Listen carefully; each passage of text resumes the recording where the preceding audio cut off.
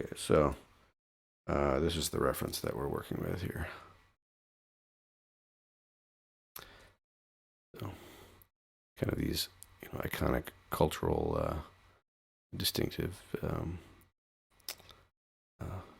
expressions, headdress, all that kind of stuff. So, um, obviously, there's a broad spectrum of cultures represented there, but trying to extrapolate kind of the big ideas out of them. All right, so let's get started. I'm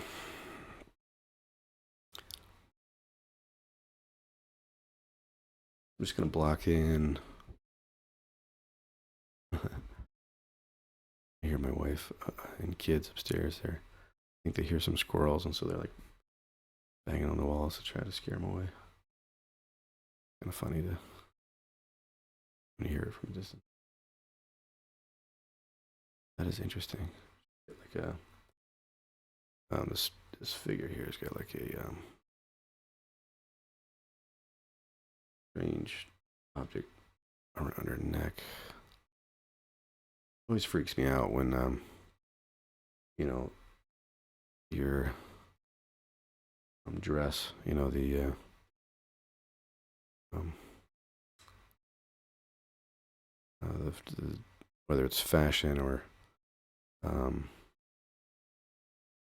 or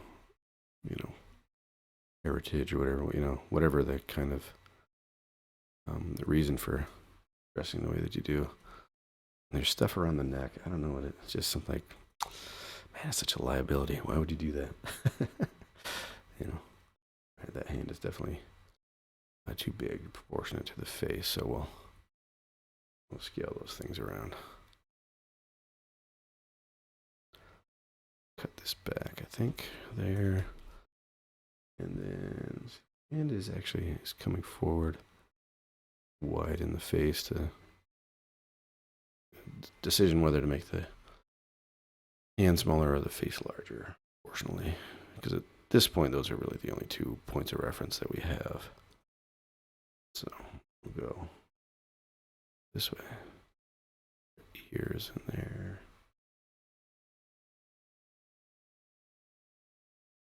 And we'll just start cutting away some of the shadow shapes to get general location of features.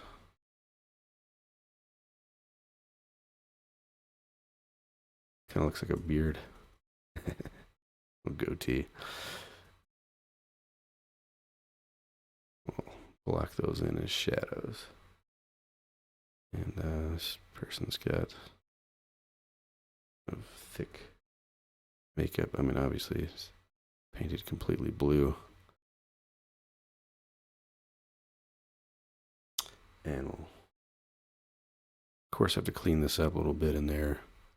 Because it's kind of looking like less like a shadow and more like a 5 o'clock shadow.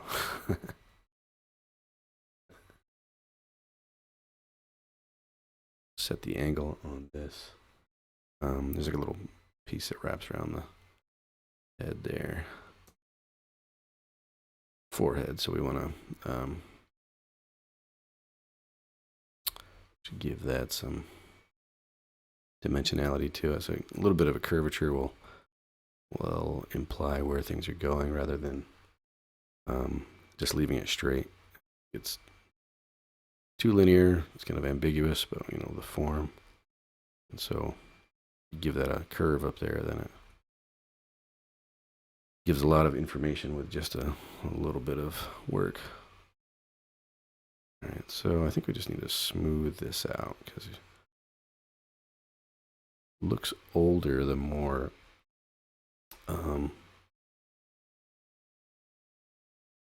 chiseled the forms are. These are just one smooth arc, then it should start to appear younger and younger.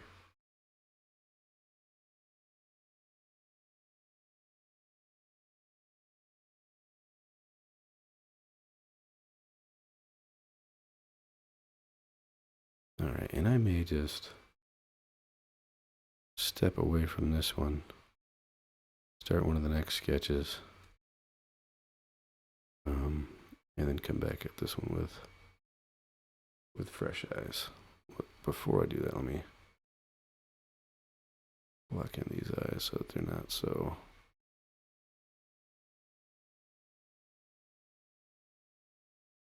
freaking me out so much.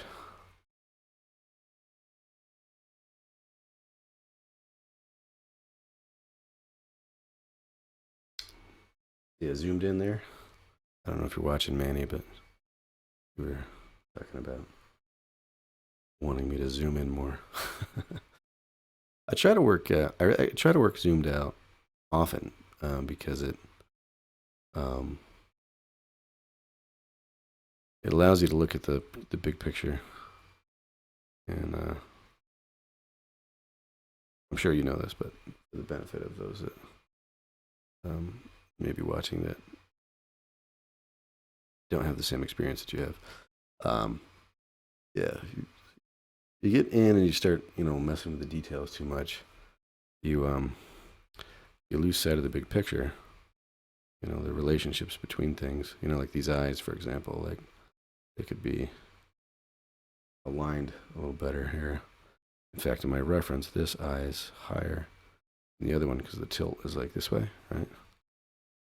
So, I could get in there, get too close too early, and end up doing a bunch of work that doesn't get me anywhere. All right, let's do a little bit more before I move on to the next one. And mainly I want to change the colors here so that I'm not really shading the face with black, but I'm shifting the hue and value as well. Get that darker. This comes in really dark in here.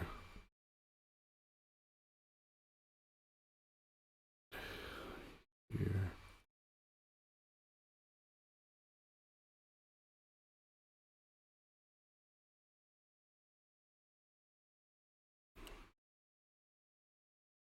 I feel like I'm spending too much time on this one, so I think I'm gonna get to a point where I've communicated what I want to communicate and then move on.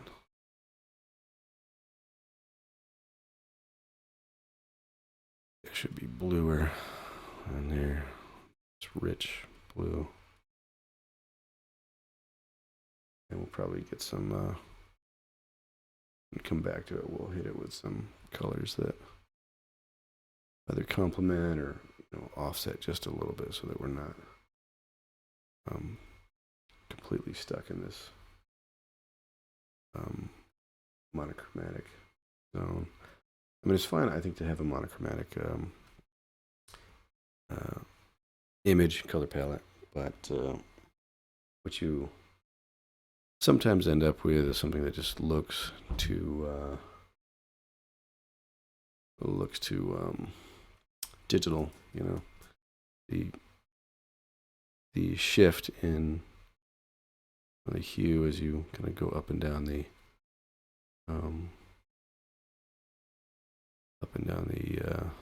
value range doesn't necessarily represent what you would see in reality. So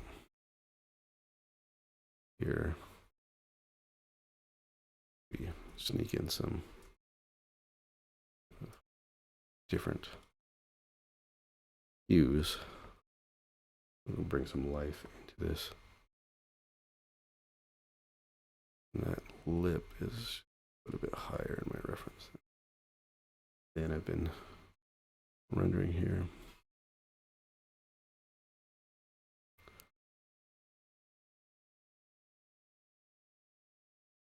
So layering in that base, see how quickly we can start adding more of these details, the paint on the face and stuff. And they work because we spent a little bit of time getting that right up front. I'll go a little bigger with that one. There we go. And there's a spot here. I'll bump that up just a little bit.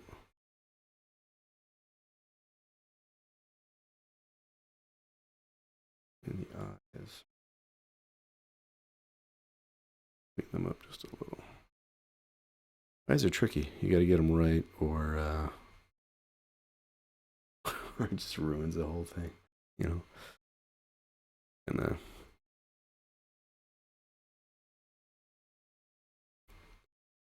if they're a little bit, see, like this, a little bit too high, looking up in the scene, it can make your subject look like they're disengaged, you know. Like if your pupil is just a little bit under the eyelid, then you're not really paying attention to anything. Like you're not really focused on anything. Just kind of letting your eyes glaze over, you know. You be careful with that. So if you bring this up a little higher, that makes the subject look more alert. But eyes are tricky. You got to get it. I mean, just a little hair of a difference here can make a huge difference in how the emotion is perceived, what the what the viewer perceives the subject is. Internalizing thinking, that whole idea, eyes are the window to the soul kind of thing. It's the only real clue you've got to what the person's thinking. All right, so you can see zooming in and out again, we get an idea of what is working and what's not. So this nose got to be addressed.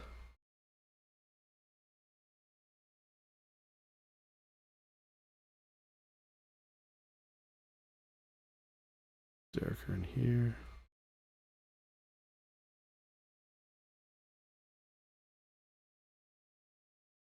That glare that I put in there is not helping out the perception of that eye. I think this actually needs to come over this way. And this one needs to come in so that it looks more like it's centered on the viewer. It's really close to being cross-eyed there.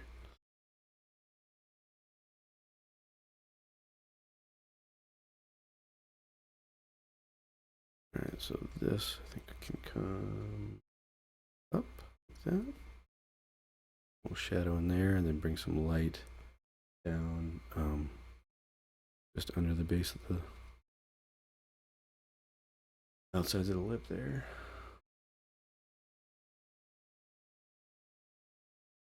Kind of homogenize that a little bit, and then bring this in.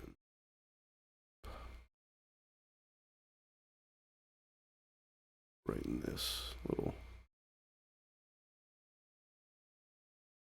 spot on the chin there. And then I think I'm just gonna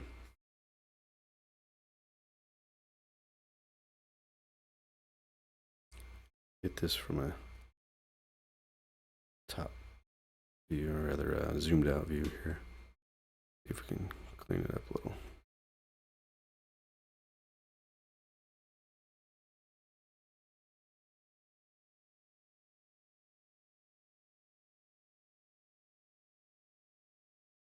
And I've got a separate layer going now. And so what I could do with this is hit it with either multiply or or overlay to increase the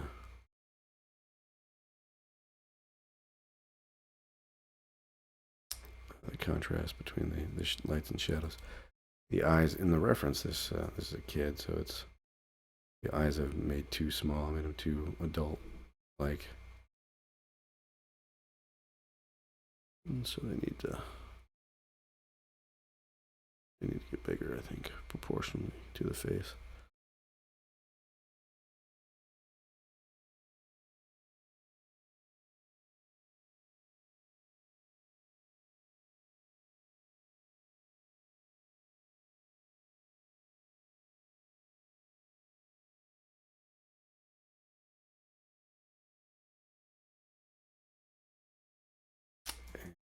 Bring this chin.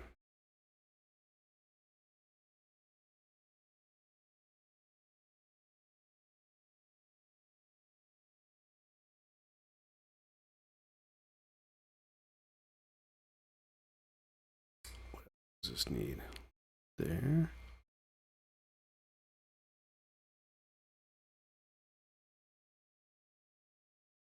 Try not to get too, into the details. Like, a little light catching, like on the top of the lip there.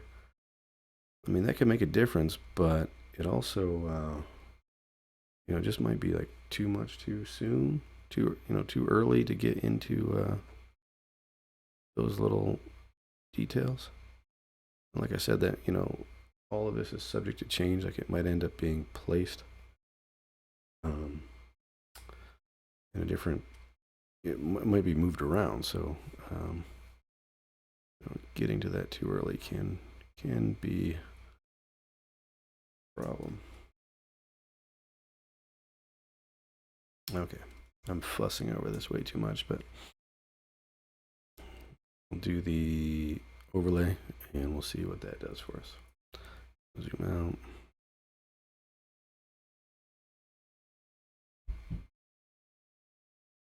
I don't know if you hear that pounding upstairs. I'm pounding to get the scare the squirrels away again.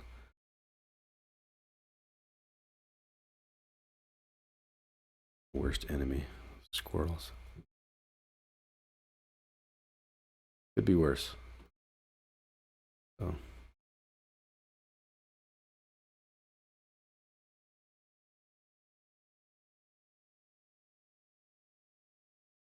All right, and then this hand actually kind of shifts over into more of a teal here.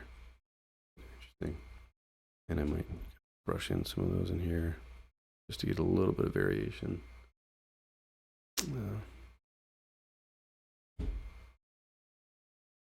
Nose there.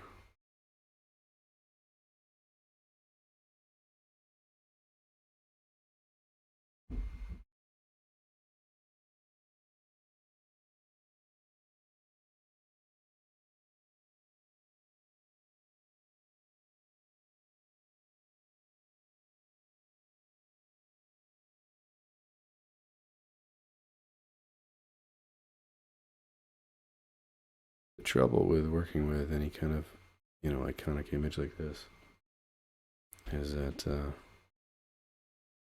not much to hide behind. It's like you should recognize this image, and so then you should also be able to see where I'm diverging, from the reference.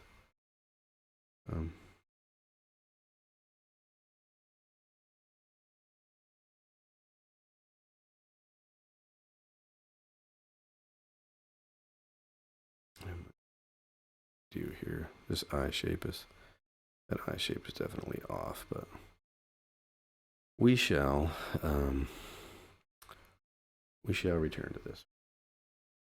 Block in the rest of the color here,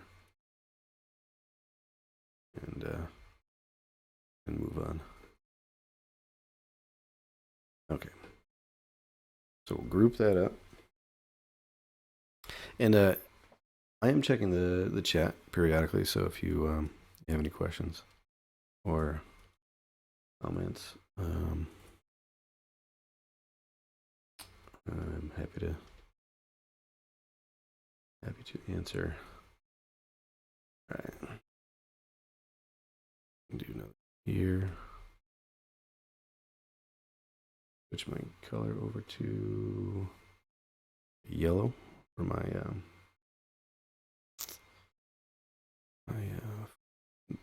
alternate color here.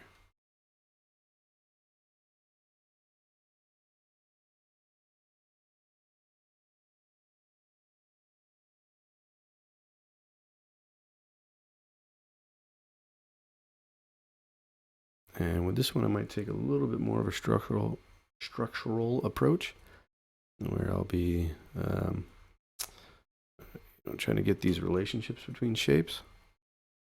And so there's a couple of good reasons to do that. I mean, for one, that's kind of how our bodies are laid out, where you can find this arc for the brow and for the muzzle of the mouth here, and you work in these relationships. The other thing is that it's actually,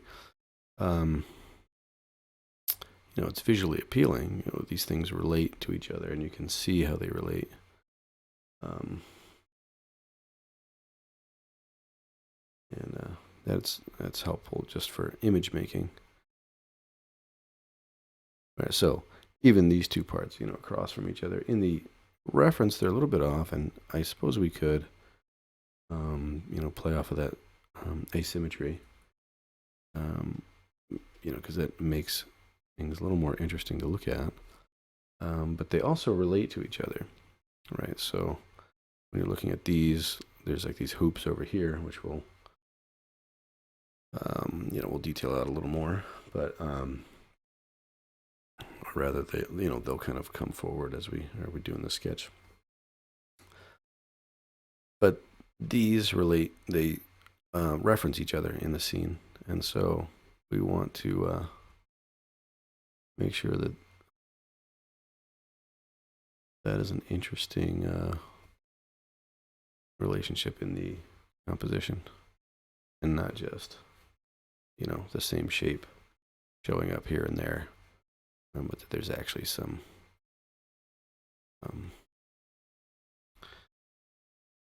compositional coherency to how they go together.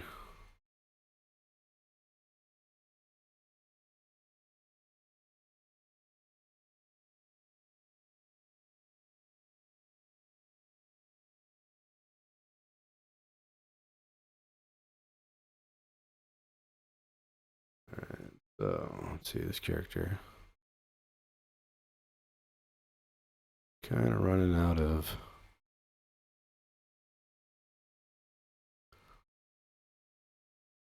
space in my value range to keep going darker with these. So start bringing it back up.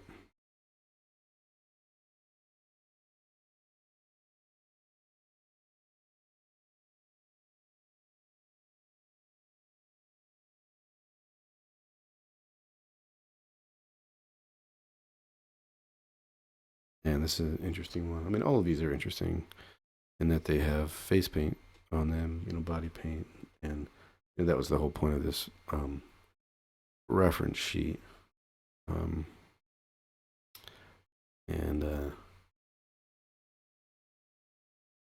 That just brings it to a whole different level of trying to understand how do you communicate that. So you're communicating the form through light and shadow, and then you've got to shift it over into these color zones.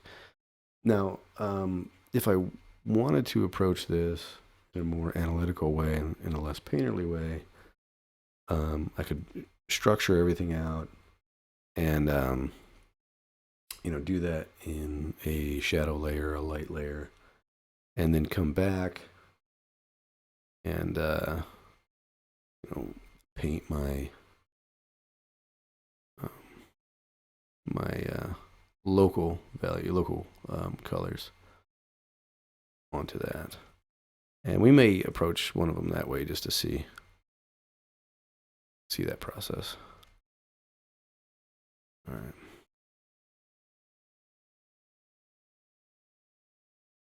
So at this point, I think I've got to,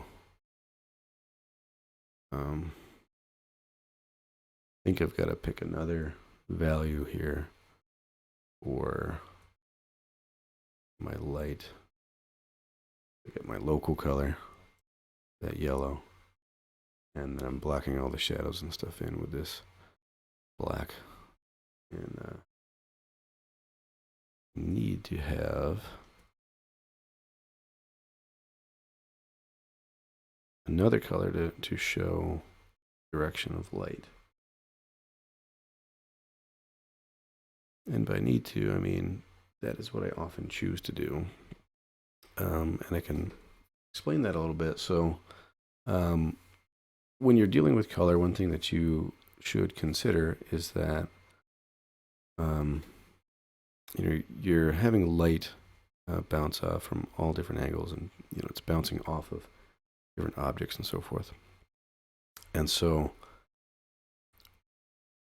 color gives form information, because you have like a blue light over here, and then let's say that's your sky color, and then the ground is, say, like let's say it's just that kind of terracotta ground. And if you've got nothing over here, there's no light. Let's say you're in a studio, it's blocked off or whatever, and your terracotta, of course, could be a sheet or whatever that you place on the ground to bounce light. And you would do this in studio when you're trying to set up a shot. So you're deciding, what surfaces are bouncing light around in your scene, and whatever the local color of that surface is, it's going to pick some of that up and take it with it. And so when you light something with a certain hue in that light color, it gives information as to what direction that face is pointing on the three-dimensionality of your subject. So here, if I'm painting in this light color, and I might go a little brighter with it for these brighter points, and I'm showing that light from that direction has a little bit of blue in its quality. And then if I take this down here, this terracotta type color, and we're bouncing that up from the floor. Actually, we'll go a little darker with that. Then we're showing that light. Whoops, I pressed D, which is reset my colors to black and white. All right, so then that'll show with this color bouncing up that light coming from beneath the subject, or bouncing off the ground in this case, is a different color, and so it shows you what direction those faces are pointing in your painting. And so you can use color. You can use color as a way to show form. In fact, we could do this whole thing without, shading all these different shadow shapes and stuff. We could do it purely in color, and it would communicate. It would communicate the three-dimensional form that way. And see, so I've got some brown up here. Obviously, that's not the direction that would be hitting, so we're going to change that to blue. And even if we darken it up, but it's barely catching anything, because maybe the local color, the local cloth, or whatever this is. He's got a little headdress on there. That's not going to say that doesn't reflect as much. So even if it's just a hint of that hue, it's going to help us out.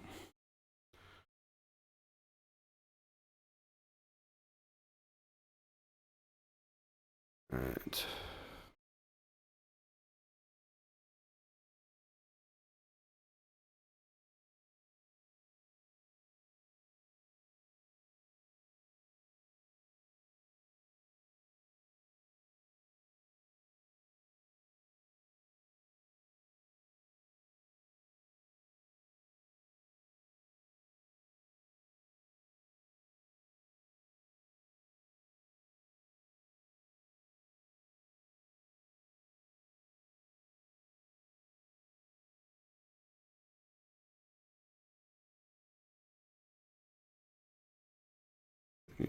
grab more of this.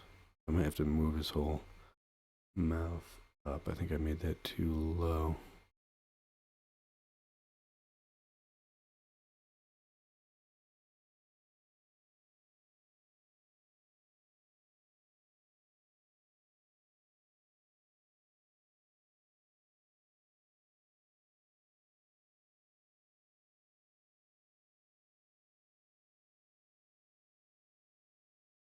And again, with the difficulty with dealing with the paint, there's some of this is shadow, and some of it's form here that we're trying to get that clarified.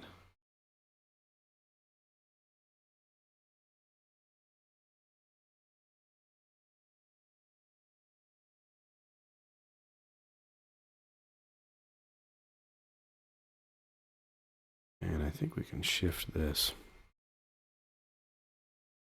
more orange range as we turn the form there.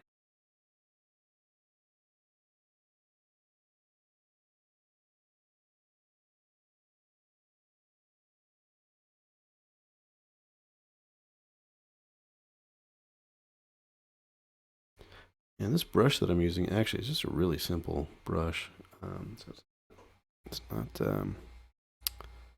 I suppose we could hit this a lot more texturally, which would might be interesting way to approach it. And if you do that, then you don't really have to fuss as much over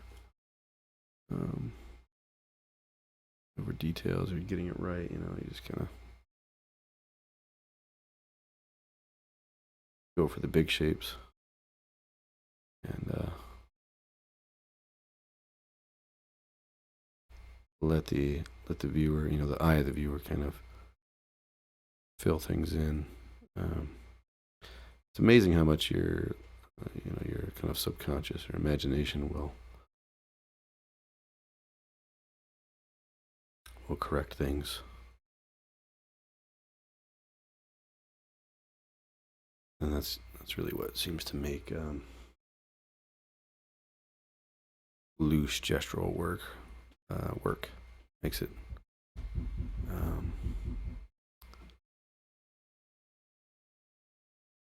you can leave it kind of open, and the imagination or the subconscious, however you want to term that, we'll just accept it, and I don't know if you can hear that noise again. Cheers.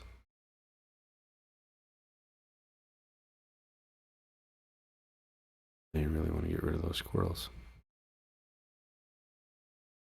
All right, let's see.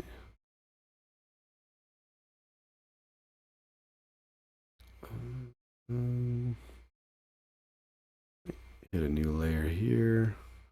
Maybe we will, switch our brushes up a bit and do something a little more aggressive.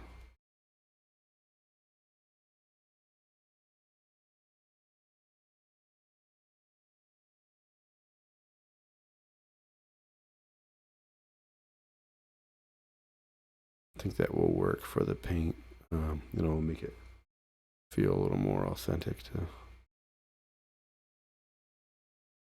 have these kind of blotches of paint on there that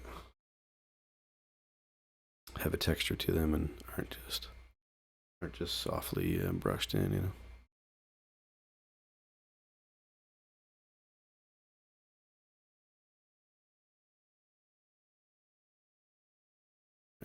And then we'll do like let me grab this color there to do little highlights in here, or catch light is what they call that. Light that catches in the eye. You want it roughly over the pupil, or over the iris rather.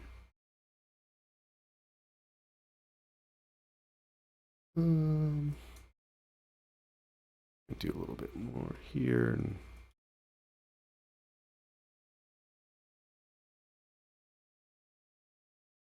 we'll have to call that as a sketch and move on to the next subject.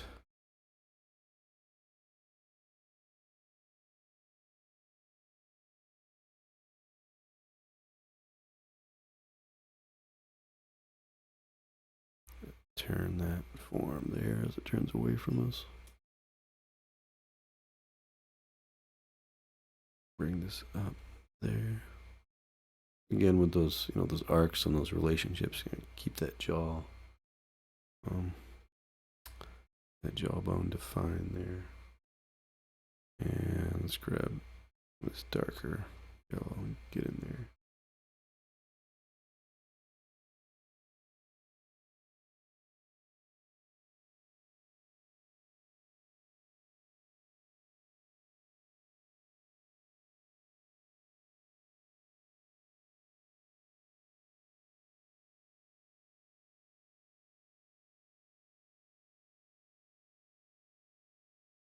And kind of like paler, kind of creamy tones there. Here.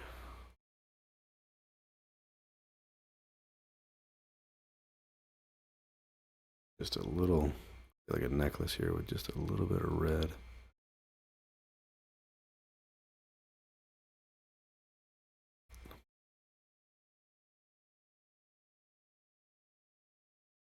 Fill some of this in a little bit.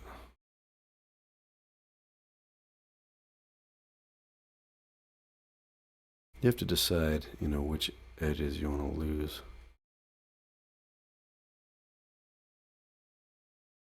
You just kind of let it trail off on your canvas.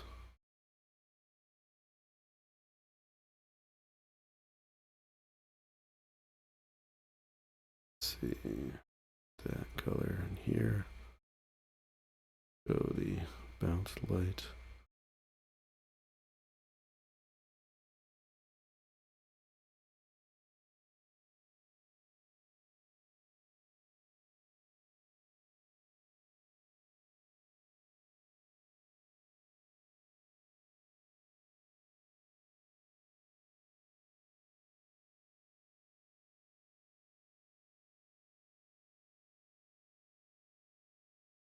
And then there's a bright, almost white necklace thing. Let's get here.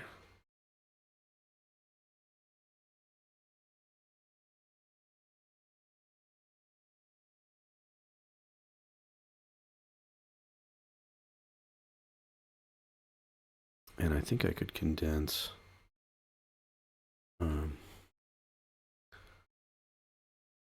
this shadows a bit, just kind of get some of this stuff to disappear into nothing. Might be preferable.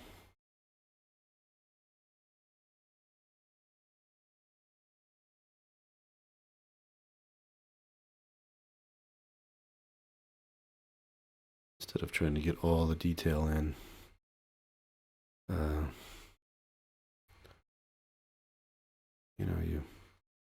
You pick your battles. And some of these edges are just kind of knock out to not be important.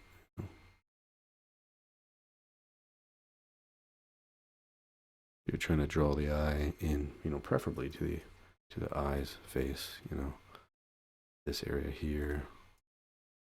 Eyes, obviously. And I might just do just a little bit, I try to keep everything at that top level, like I was saying before, where you're looking at it, from a distance to see if it works. But every now and then you can get in close, just make a little bit of a selection layer, and maybe just detail just a little crease or a fold or whatever.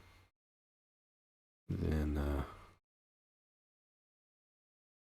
goes a long way just to have just a little bit detailed, like if we did like right here, maybe there, edge of the lip, we made that brighter, and we might come back and knock some of this out, but we start with that. Maybe do the top of the lip here, make it a little brighter. And eye, maybe do something similar.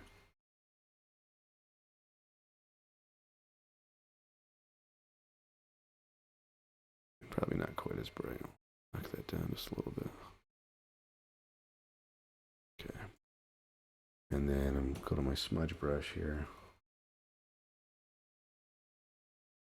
And kind of knock these back just a little.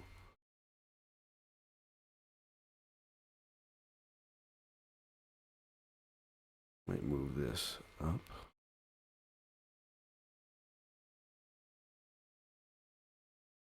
Actually, it kind of curves down in my reference there a little bit.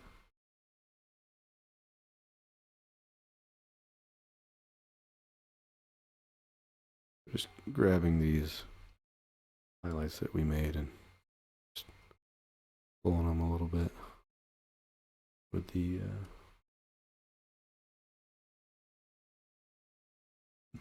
smudge brush. All right, and then we'll put this eyebrows there. It is funny how many paintings they'll do. You know, you get so structural about it, and then you forget, you know, things like eyebrows and stuff like that. And you look at it, and you're like, something's not right about this. It's like, oh, it's you know, missing basic human features. Just because you get so caught up with the structural, you know, building it out structurally. All right. I think we'll do the same thing we did with the other one, where we do a overlay layer and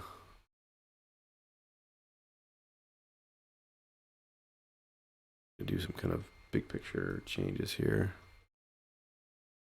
And I will swap for a softer brush for this.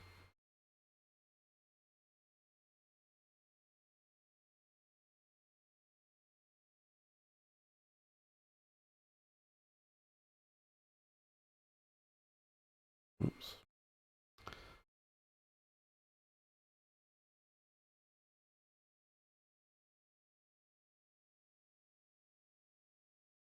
A little reminder that popped up. That's color calibration tool that I've used. So if you haven't used anything like that, it's basically a little device you put on your monitor, and it you know, flashes a whole bunch of different colors and values at it and stuff, and then it spits out a color profile for Windows or Mac, whatever you're on. And so it'll calibrate what you're seeing on screen, that it's accurate to, you know, what you should be seeing. There's nothing worse. Well, I shouldn't say there's nothing worse, but it is frustrating to, you know, work on a piece and then be really happy with it, send it off, you know, look at it on a different device, and just like, it's just totally wrong, you know. And that's a consequence of your color calibration on your screen. So anyway, that little reminder popped up and said, hey, you haven't done that in a while, which is true. I haven't calibrated my monitors in some time, and so I really should do that, especially when you're working for print. That's extra important. Most digital things, I figure these days, you know, a Apple display, like an iPhone, iPad, that sort of thing, you end up a little more bluish, I think, but you know, but if it looks good on one of those devices, then that's probably how most people are viewing it, and you know, that's a kind of a safe bet. But if you really want to be thorough about it, then you would get yourself a color calibrate a monitor calibration device, which would be the one out there is called the Spider or something like that, or I don't know what's current now. It's been a long time since I've gotten one.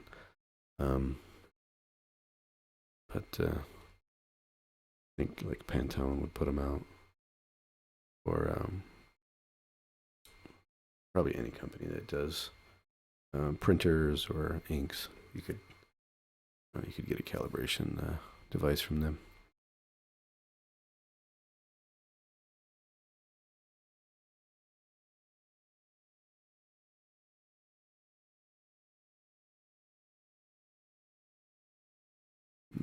Something looks a little off there, like see the tilt of the head. I think if I clean up this jawline, that'll help with whatever I'm seeing there that doesn't seem quite right.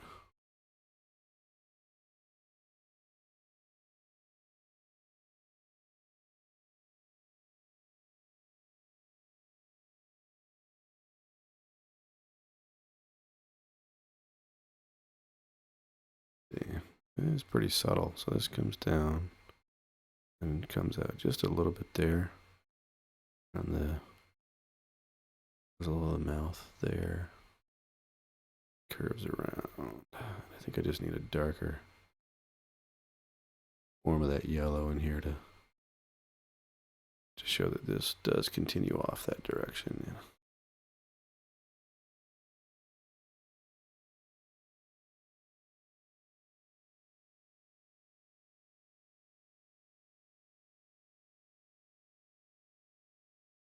Bring this yellow down.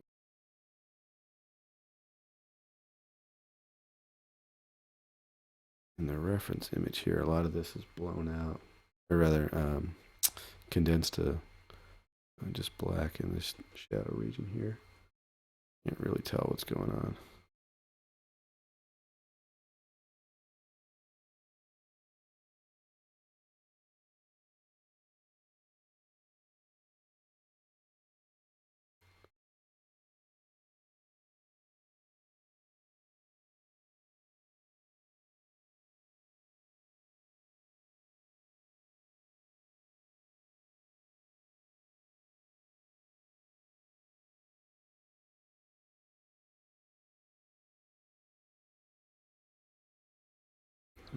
Condense all this down so that it's not strong there.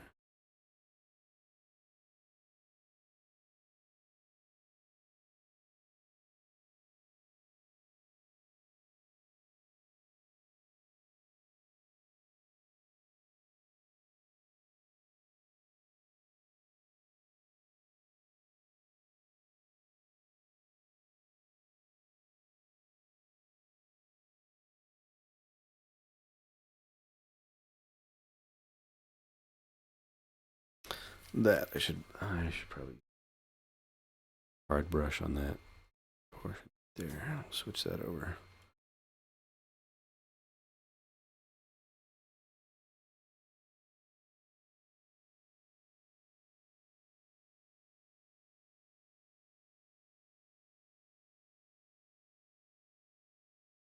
I think we could do a harder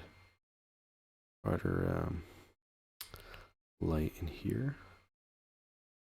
I always find that to be true. You know, it's like I will end up doing these really soft transitions in here with the eye, and then just putting like a little bit of light, you know, in the eye socket between the eye and the note. Always tends to like ground it, like it kind of makes more sense.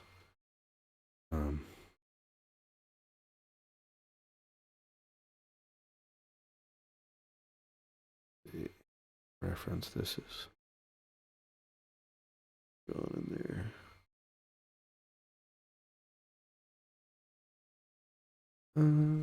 Let's see. I could use a little more light right here, but I think I'm pretty much ready to move on to the next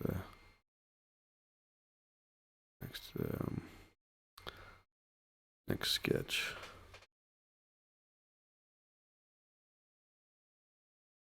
Or revisit this one. I don't know.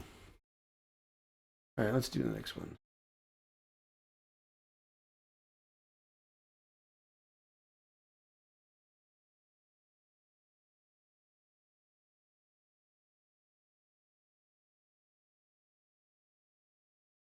two options here. One, I really like the red in it. A lot of red, a lot of feathers and stuff like that. But the other one just looks super challenging. You kind of got all these like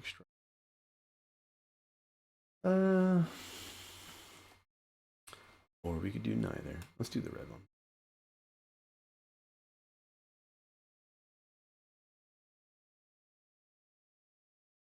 Just gonna move this one over.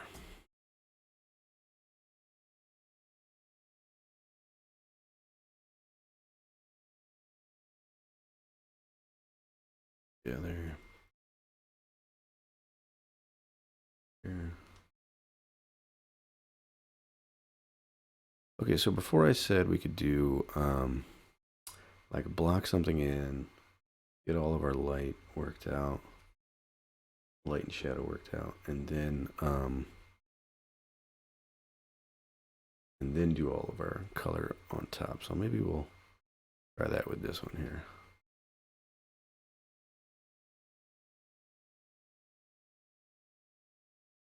And I keep forgetting, I keep doing these in CMYK mode. And colors shift a little differently in CMYK mode, and I'm not quite used to it yet. You know, I've been doing digital stuff for digital painting for a long time, and you know, particularly for games or mobile devices. So you end up in the RGB mode most of the time, and I've gotten so used to how that acts, and I don't know, for whatever reason I don't think of it as something that that there would be much difference, or you know, like you just think, well, you know, color's color, but turns out there's a little more to it than that.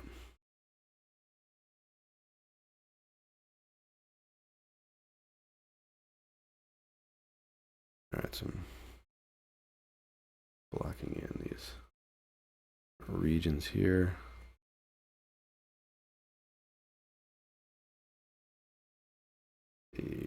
Around the eye.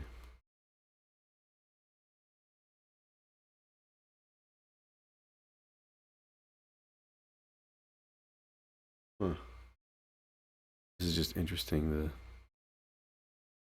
to try to figure out how the light is working as it's, you know, a lot of this in here is painted, and so just trying to block in the face without the painting is kind of an interesting exercise.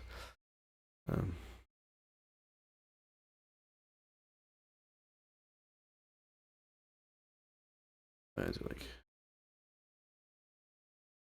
lower?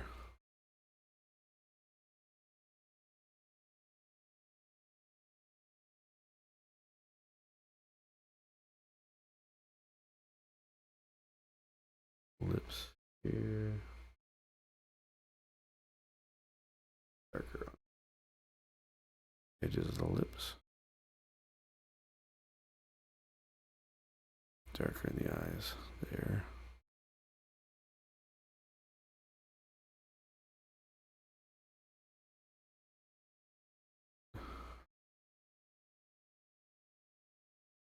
Line.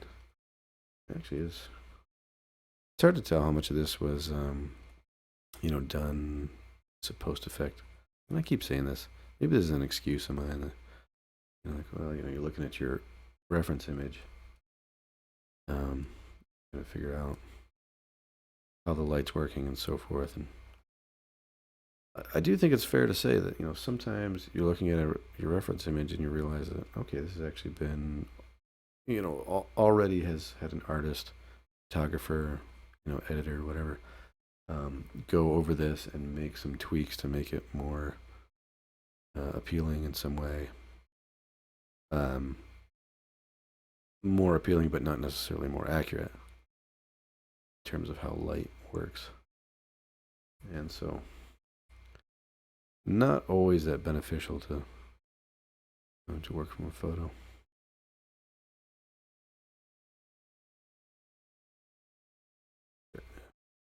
Getting these big feathery headdress going on here.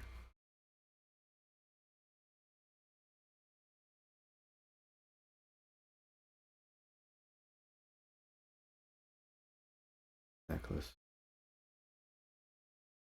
Actually, I'll just block in the shadows first, and then we'll paint the necklace over top. Benefits of working digitally. Worry about the paint smearing over each other, or wait for it to dry or anything like that. You know, you just do what makes most sense in the kind of step-by-step economic, what do they call that? Brush economy.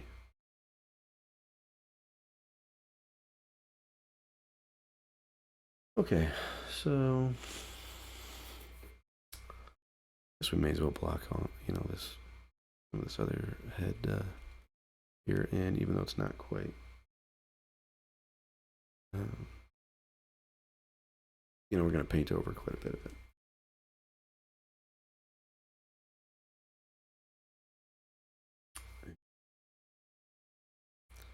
Get back in on the eyes here. Get a little tighter.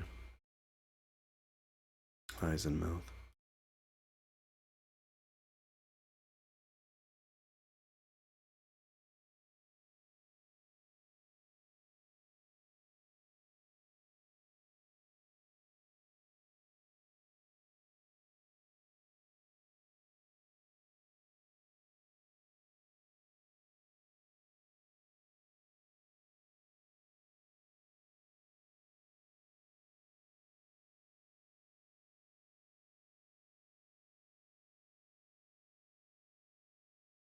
Hmm.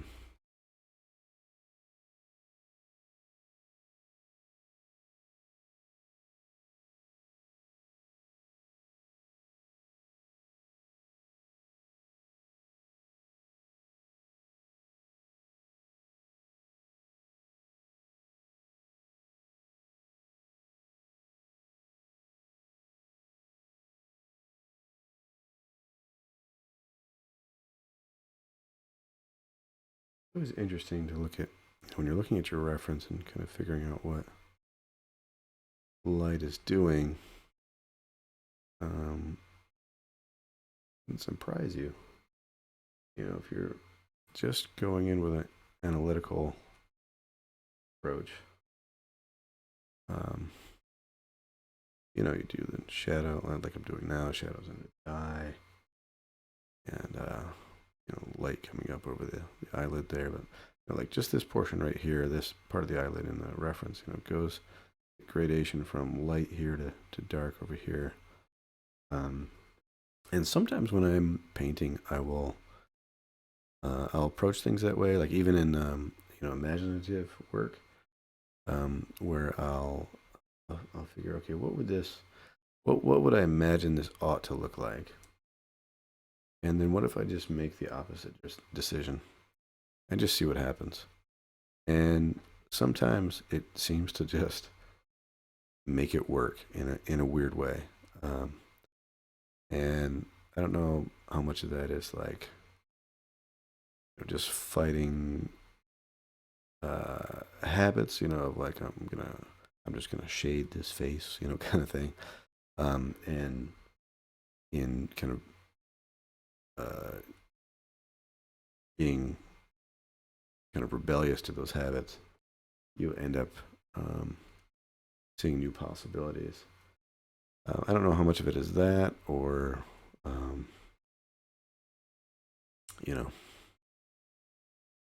just your intuition's just wrong, and you have to observe to know for sure what you're really looking at.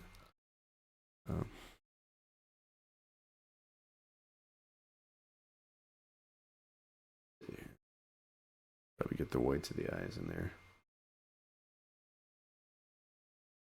This is kind of the scary part, right? Because this is when it all, this character starts looking back at you, and it either looks right or it looks really wrong, um,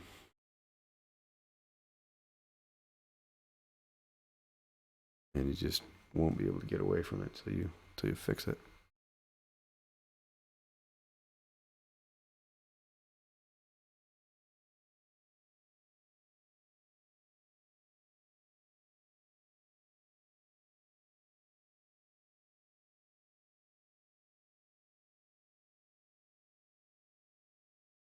This eye is probably too far over, I think.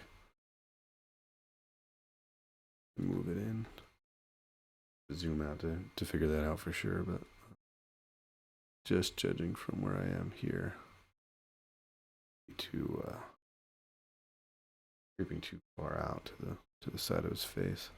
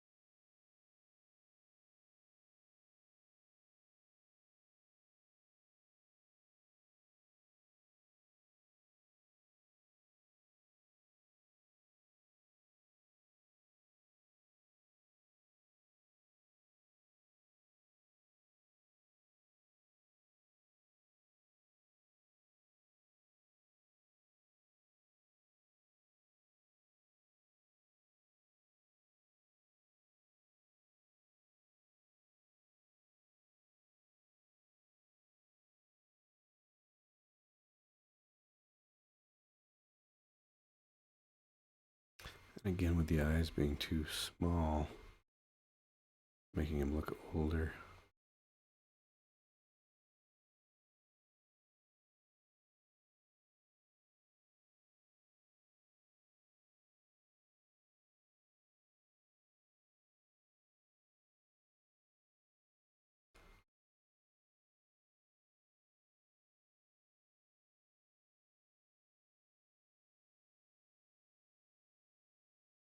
Bump that up.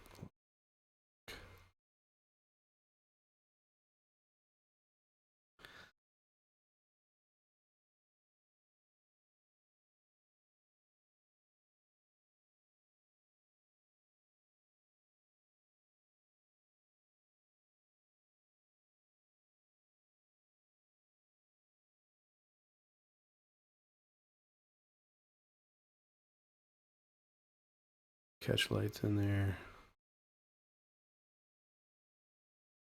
In is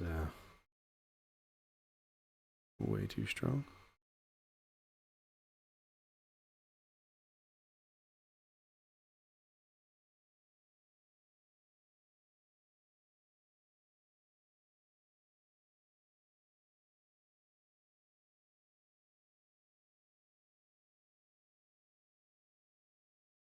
And we might need to come back.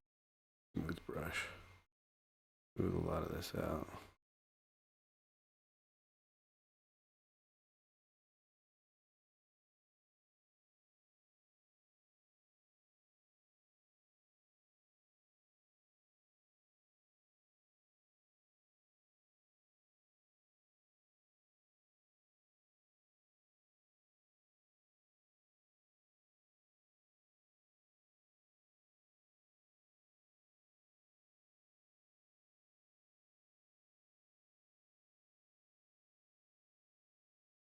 Make this darker. See, I'm going to switch over to a brush that's a little less textural. Clean some of this stuff up. I don't want to go too crazy with this because if I do, then it's going to lose a lot of the life and character that's in it already. So, and we don't want to do that.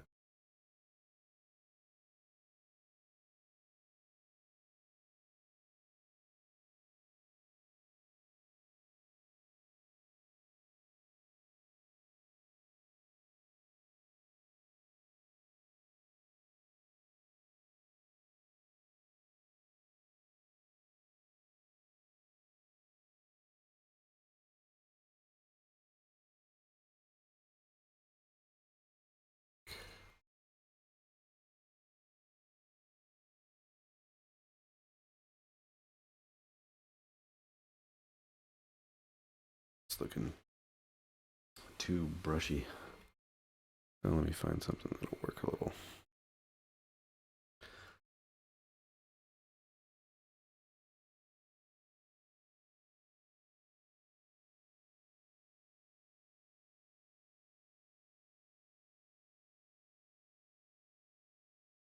Too much of like a square brush there.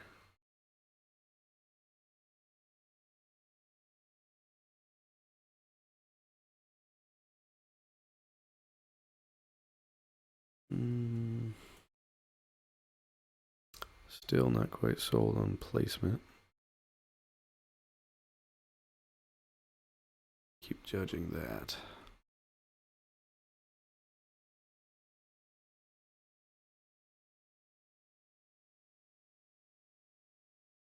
All right, I'm gonna do a new layer and just start blending a lot of this stuff together.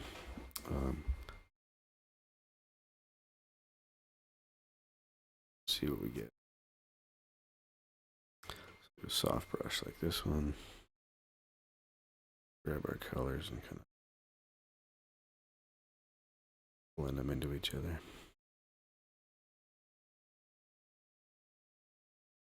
This one I think could definitely use transition color. Whether we do that did before with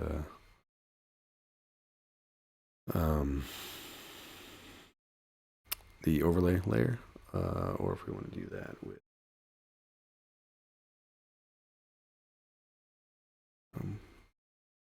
just manual colors that we lay in there.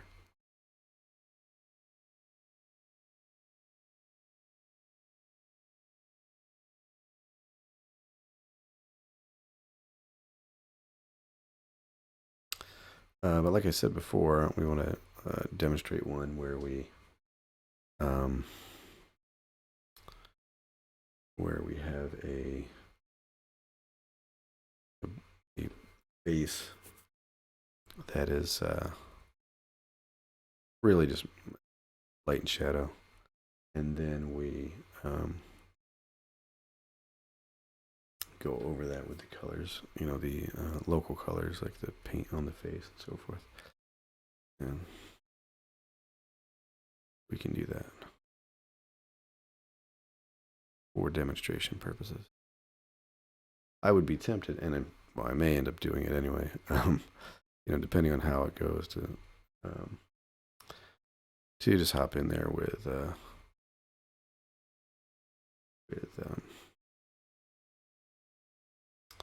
just an opaque regular brush and go after it.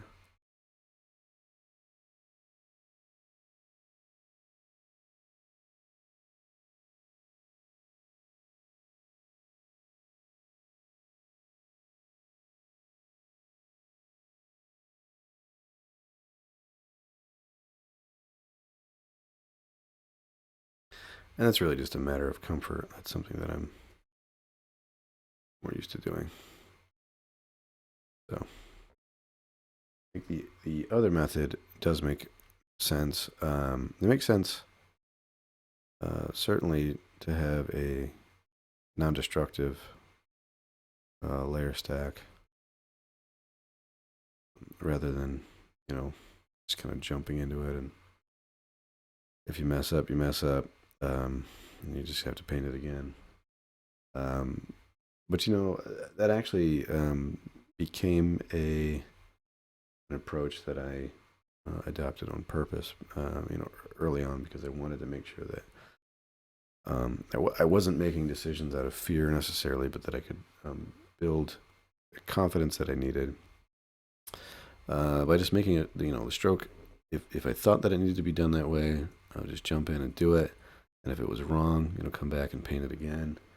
Paint it once, you can do it again, kind of idea that, it's, don't have to look at this as like this kind of slow, making kind of fearful decisions of like, well, I'll ease my way into it with this this layer, and I'll lower the opacity and do that. And, it's like, I've worked that way too, but it has its drawbacks, and I think its drawbacks are that you do end up working I hate to say it, but kind of fearfully, where you just um, it's hard to commit to one thing and just say that I'm going to choose this color at this value and just go for it. If I'm wrong, I'm wrong. So be it. And if I'm wrong, I will try again and get it right. Um, so that's more about training your eye. It's like you more about doing that for your own benefit than it is necessarily that's a better way to go. It's a way to it's a way to learn. And then once you've learned it, then it becomes comfortable, and you don't want to you don't really want to diverge from it. Okay, let's see. We might have gotten too soft there. Bring this.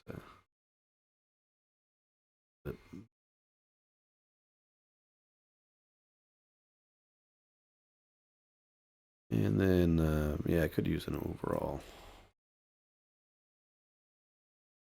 treatment.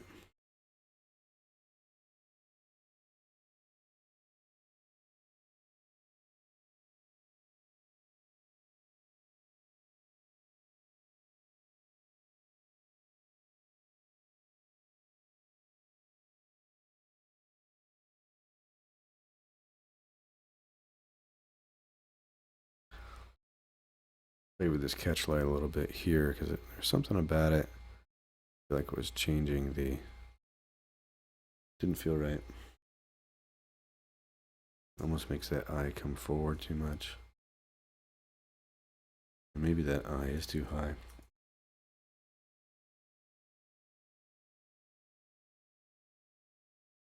I don't know. I might be looking at this too long to make an assessment. Could switch it. Flip it left and right.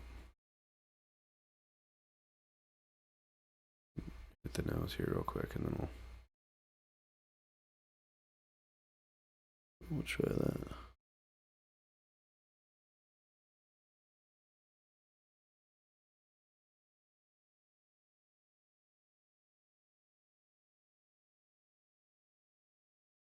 Jaws.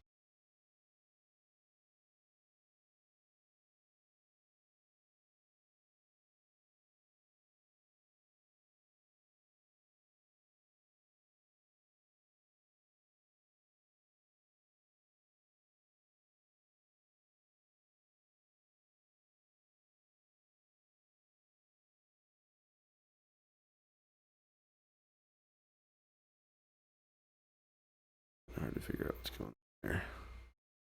I don't know if need this. This needs to be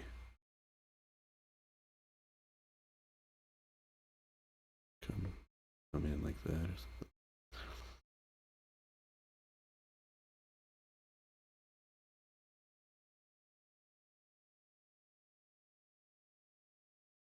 And there's like a reflected light reference here. Up here. Here.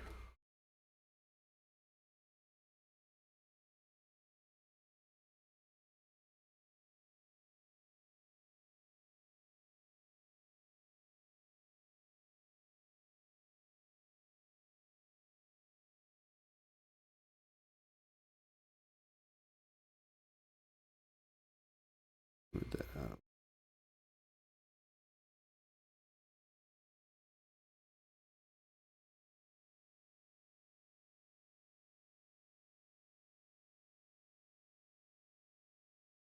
Blend that together.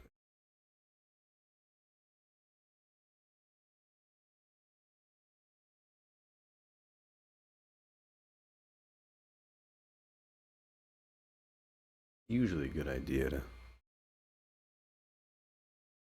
back up and squint. See if everything makes sense.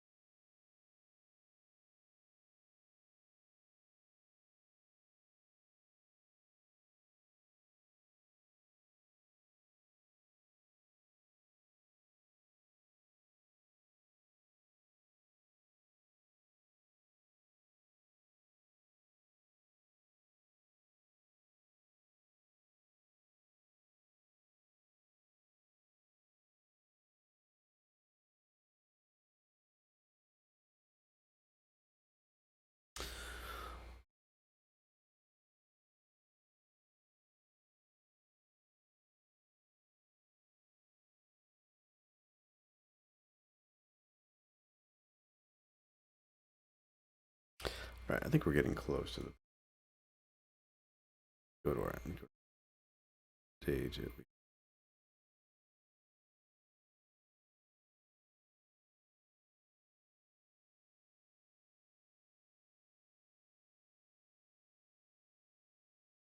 I always find the nose to be interesting because the nostrils, light seems to act differently than we um, tend to think it should in the nostrils for some reason. Um,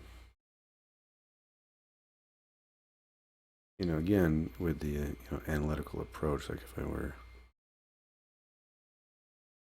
trying to define that analytically, like taking the Loomis method or whatever, you break the head into a certain shape, and then you start blocking in these shadow shapes and all that kind of stuff. You end up with something very different than when you actually see it in a photograph.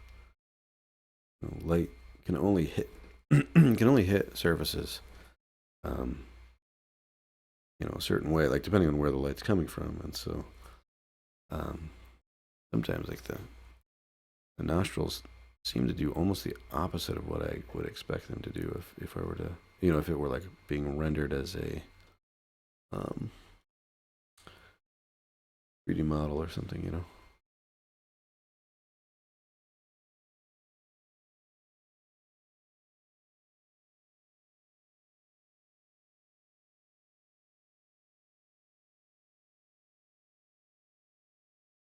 Center that up for all the people at home. I don't know why sometimes I'm like totally okay with my image being like halfway off the screen. All right, so I'm gonna block in some of the other elements, and then we'll do the paint over on the face. So blocking in, I want to grab something that's like a really strong brush. This might be okay. Let's see. Almost white, and we're gonna go over into the blue zone here. A little brighter. A little bluer.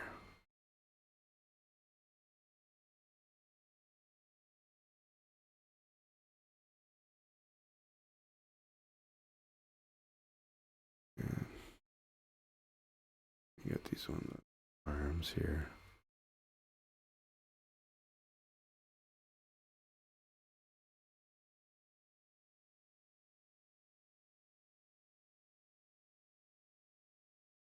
It's not quite the strength of the brush that I want. We'll see how this goes.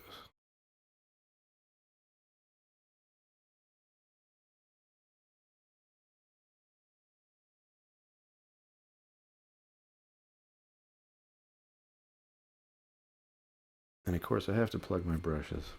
These are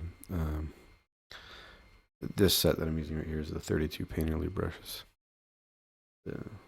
They're on ArtStation on my website as well.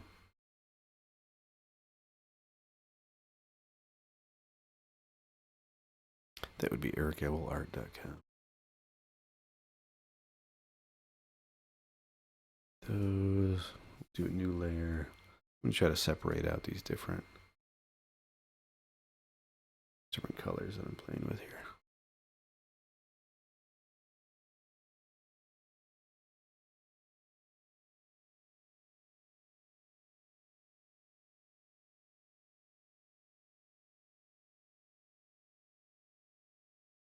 And keep that other image visible going.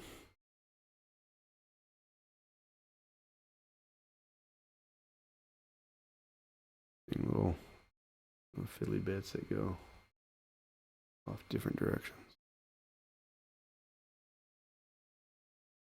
Not cooperating with his out.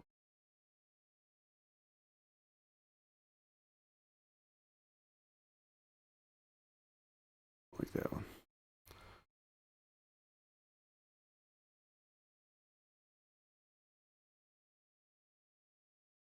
And it is neat, you know, as I'm looking at this, you know, this should be obvious, but things should kind of come in and out of, you know, these should reference each other as this comes out behind this dark form. And then let's see, then he's got stuff around.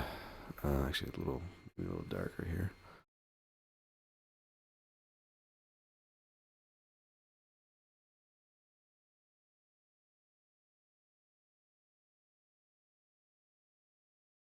And then this is actually kind of fun. I've done this before where I take this brush. It's really not intended for this at all, but it makes cool beads. Is the this eyeball brush.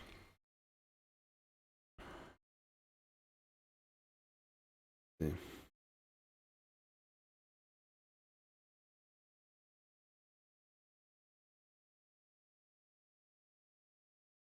Here.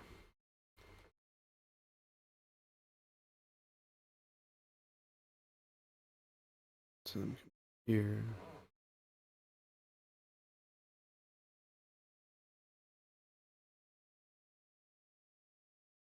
And then he's got this big shell thing on her neck.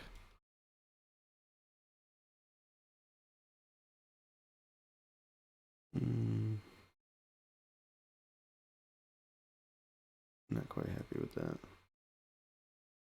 I'm going to do that one on a separate layer because we're going to do a little, what you call it?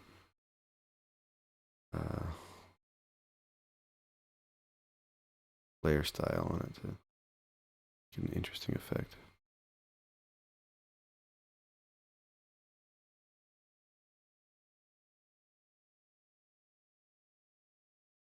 Okay. I guess we'll start with this one. We'll do the layer style on this. Sometimes you have to duplicate these and get the opacity nice and high for this to work properly. But yeah, we'll just pull up our styles. And so we'll start with an inner shadow. And this one's, let's see, that's overlay. Let's see if we get different options here.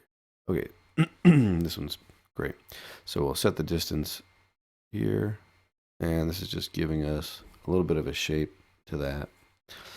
And of course we can soften it by increasing the size. And you can harden it back up by doing the choke. So I think we'll just leave that about there. Might soften it just a little bit. Okay, and then we can do another inner shadow. This is your bounce light, and we can change this to, you know, whatever we want the color of our bounced light to be.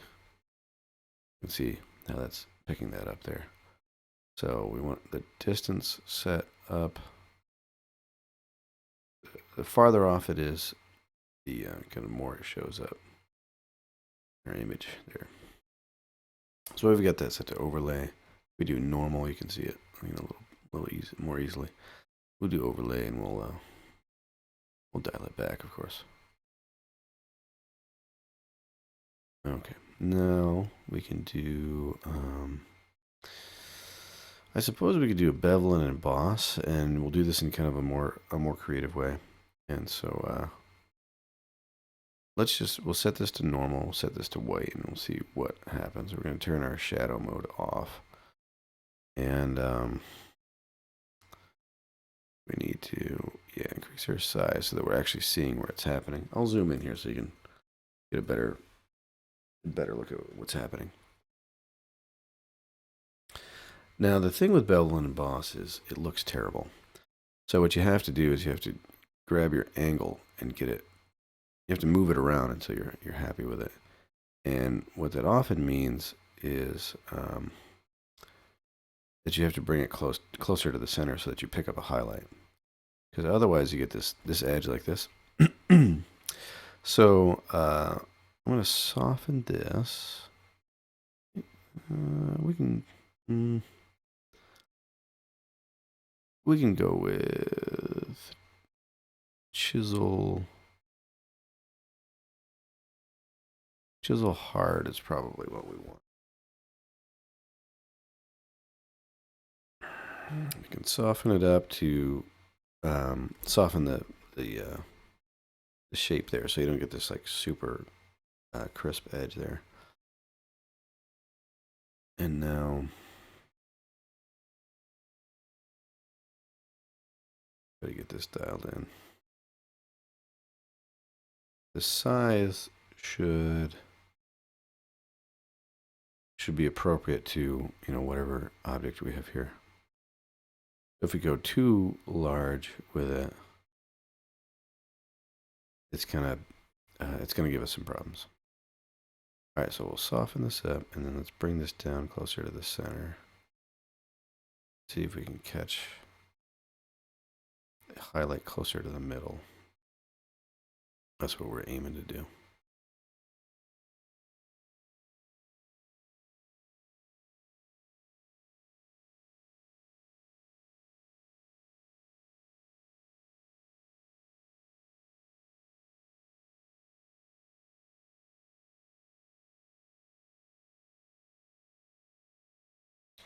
Anyway, something like that.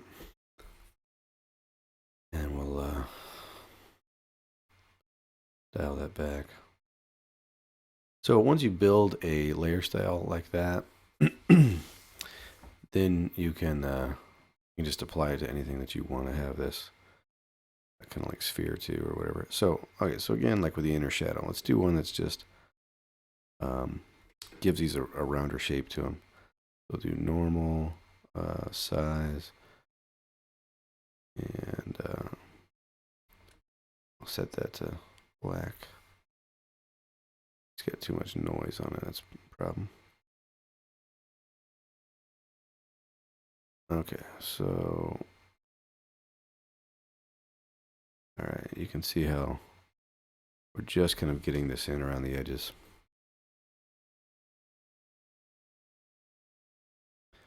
And you play with the choke and the size. So the size is going to be, okay, so let me just bring this back. So if you just do distance, then it's just going to move it. You know, it's like you're going to take your same silhouette and move it over. You go to size, it's going to pull that in towards the center, but you have to choke. And what choke is doing is it's kind of tightening up the soft edge on that. And so you got to use those two together to get it just precise. Okay, that's good enough for me. And I'm going to set this to, we'll try color burn. Let's try a couple of these. Anything in this range here is going to darken. And so we want to do something that's not going to have a super drastic effect, but also that kind of colored jitter there is certainly nice to have. So I'm going to say, you know, multiply is fine, but linear burn might be good in this case. And then we'll just dial it back. That actually might switch to multiply. Let's see what.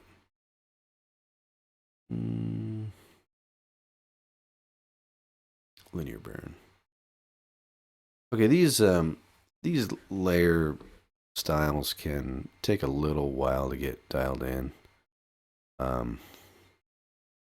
So, you know, bear that in mind, that what I'm doing here isn't even close to what I would be really happy with on a finished product. But for the sake of demonstration,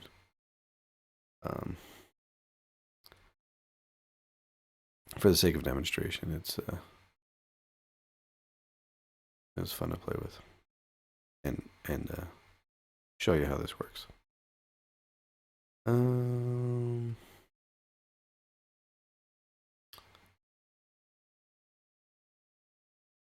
Might go with that. Might adjust the color too to see what we can get out of it. Maybe like a blue. All right. Anyway, we've fiddled with that enough. I'll dial that back now that we've got it in. If we go back to our other inner shadow here, So we've got a stronger shadow there. Actually, I might change this to with color in it. Help us differentiate these, from the body.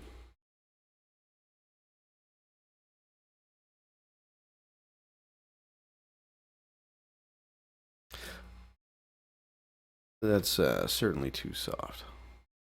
So we'll see if we can. Yeah, that's the problem. It's that top one.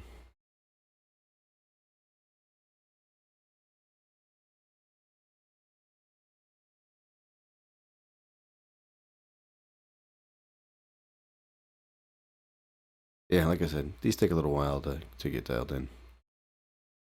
I think I will go with just straight multiply. And then actually let's also add a gradient overlay. And we could paint this in, of course, but I'm not going to. All right. And you can see obviously what I'm doing here is either dark to light coming forward or moving back in space.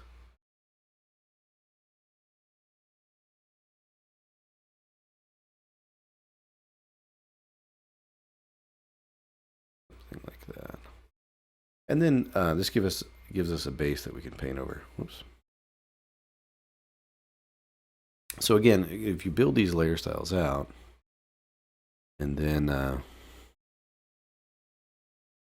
you're painting along, and you just tap the style that you want. So for example, say we like this one, which I'm still iffy on. It's getting it's demonstrating what I want to do with it, but it's not quite there. It's a little bit cartoony. But let's say we're happy with that. Then what we could do is we could take our other beaded necklaces here and erase that stray mark there. And then we take our layer styles, hold Alt, copy them over, and make some adjustments. So let's see, gradient overlay, we can turn that one off, and the top inner shadow is too hard. So we can decrease the size, and that should rein this one in.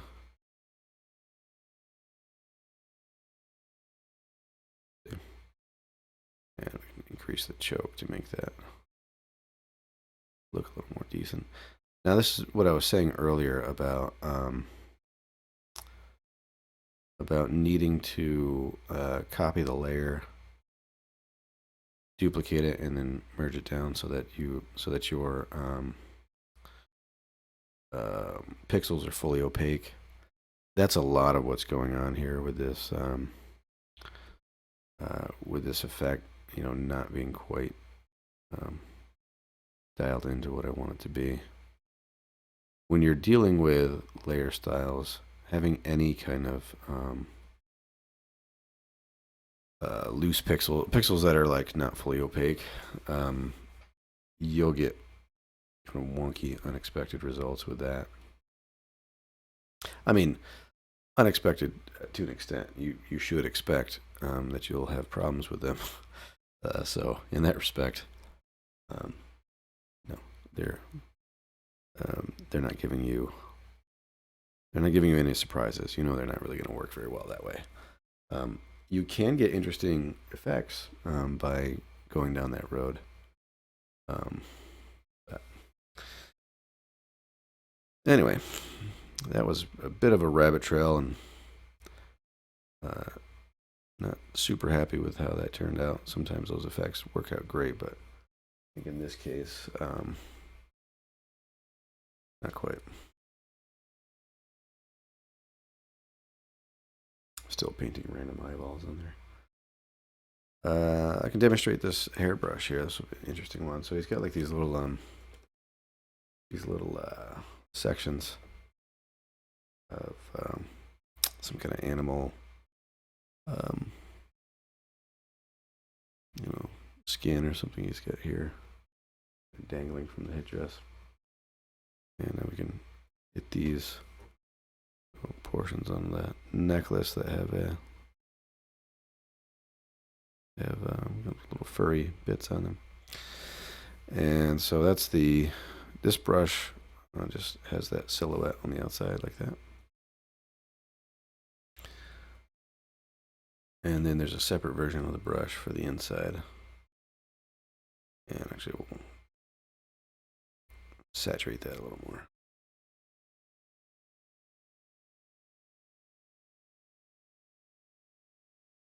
And this you can actually, you can rotate it.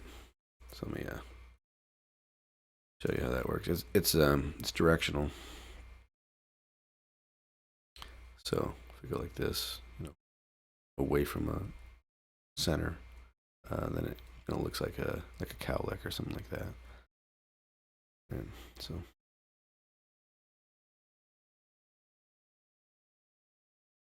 really quick way to block these in.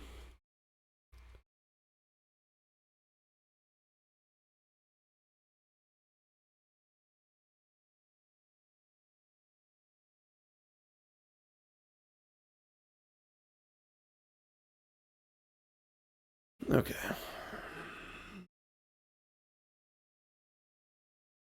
So now I guess we'll do that portion that I was talking about where we'll paint over the face. Now there's some white paint on there that I'll probably just dab with white directly because that I think makes the most sense.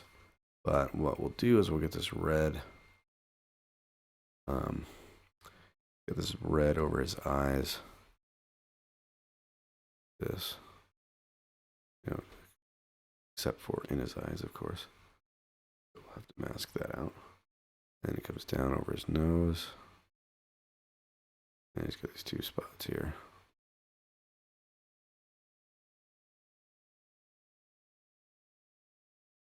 And I'm just going to drop this back just a little bit so that I can erase around the eyes where he obviously would not want that in his eyeball. I mean, if you were being reasonable, you wouldn't want to paint the inside of your eyeballs.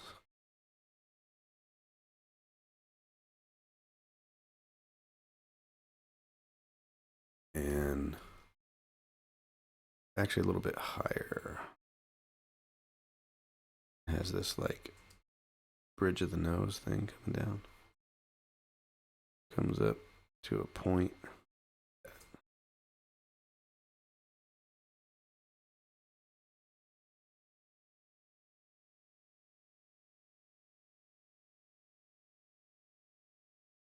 All right. And then of course you can take this, you can do multiply.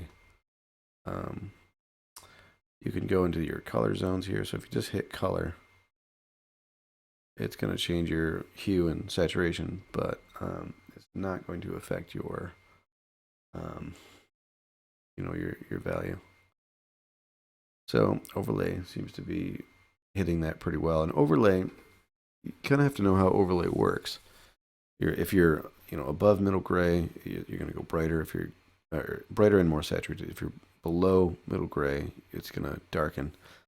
And of course, the more saturated you are, it's going to kind of shift that effect as well. And you would actually probably see this in your in the specularity on the paint. So the paint is going to reflect light differently than the skin will. Just has a different surface quality to it. But we'll jump through some of these other options here. And I actually like that one, vivid light.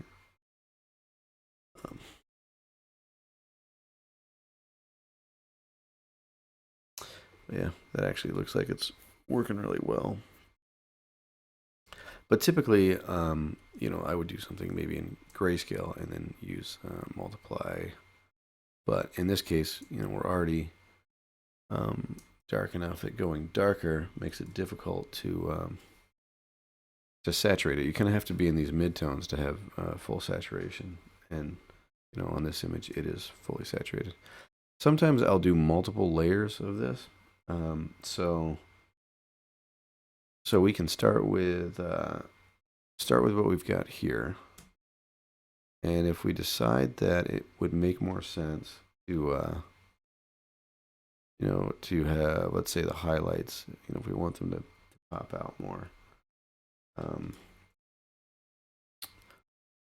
know, we could do a separate layer. We could do, you know, what I always do with these, where I jump into the blend options, grab your blend if, and then if the underlying layer is below the certain value, it comes through, or it doesn't.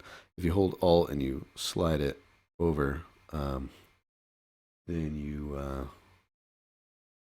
you're graduating that effect, and so you get it to blend a little bit, but you want to have, or at least when I do this, I want to have a pretty crisp delineation, you know, where the light is really reflecting, and you know you're getting that highlight. You don't want to be too soft on the highlight on the skin, particularly. You lose the texture and the effect of it being a highlight at all. It just kind of starts to feel like the whole scene is a little bit brighter. Okay, so we hit that, and let's say we want to go darker in the darks and maybe shift the tone or something. So we can do another one here and change our method. And we might even do a hue saturation, shift it over in terms of shift over its hue. There probably would be a little bit of a hue shift. You know, let's just go with multiply, and then we're going to do the exact same thing. We're going to come in, and we're going to slide this down, and you can see how it's only affecting those shadow areas there. We might lower the effect a little bit. Get up. And so really what you're doing here is you're trying to figure out the specularity of this. I think that's the right term, specularity. Specularity would be like, you know, how light reflects, like a hard reflection. And so if you have a high specularity, then it means that you have a big jump from, you know, your flatly lit, you know, like your shadow area to your highlight. And if you have low specularity, then it's more diffuse, softly transition. And so what I'm doing here is I'm trying to show a difference between the skin and the painted area. You know, that it's clearly a different different material on the surface there. All right, and then it's got all these white dots around. So I'm just going to actually paint these in white, because the closer you get to white, the obviously the more light that accepts, and so you don't really have as big of a difference in the shadow of white. You know, not going to be a huge jump from your bright point to your dark. But obviously it depends on the lighting conditions, but certainly in this case, the way that this character is lit, that's not going to be an issue. And since we've got it on a separate layer, if we want to deal with it separately, you know, like come in and just change the way the light is hitting the shadow area of the white portion, then it's going to be no problem. Yeah, I want to play with this a little bit because there's some asymmetry in the way that the reference is set up here. It's like it kind of comes up, gets off track up here, and then comes back down. There. And then see around the nose.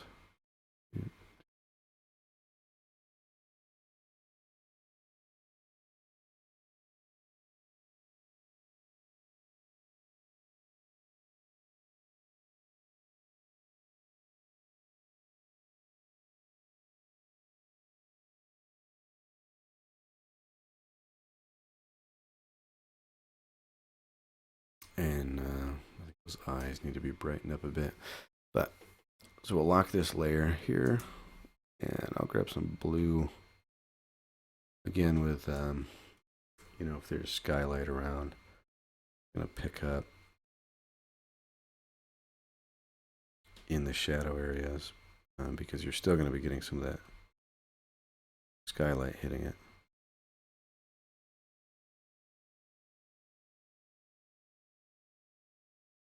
And really, you can see what I'm doing here is I'm just kind of conforming it to the shadow layer that we've kind of got behind it so that all of these three values, or three kind of local colors here, the skin, it shifts in value and color, and then the red, has a little more extreme effect. It jumps from lighter to dark, and then the white. Also, you can see the change, the shift, but it's much more subtle, and so that's going to sell the effect of these kind of different paints on the surface, different kind of material properties to it. All right, I'm just going to come back and well, I want to play with the value here and get these maybe dialed in a little more, but maybe I should just do it with an overlay layer rather than painting it in manually. I don't know, I'm kind of a sucker for manual painting. It just feels right to me. I don't know. Feels like I'm actually doing it rather than hitting it with a layer effect or something. That selfish, being selfish, Eric. Gotta let it be. Don't have to feel like you did all the work. All right, this shifts over a little more pink here around the lip. I was seeing that earlier, but just didn't really get it in there.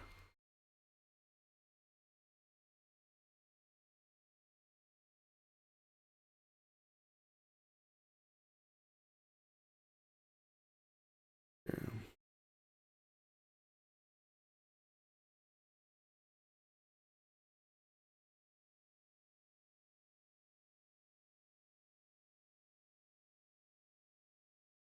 Yeah, these reference images I've wanted to do for a long time. I just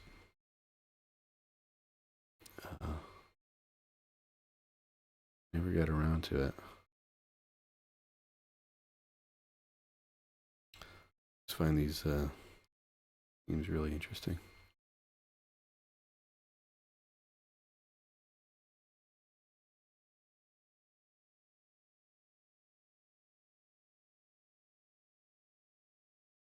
I mean, I don't even like wearing watches, like just having something on my skin like that. Like, just can't imagine, you know, being covered in paint or something. It's just, it's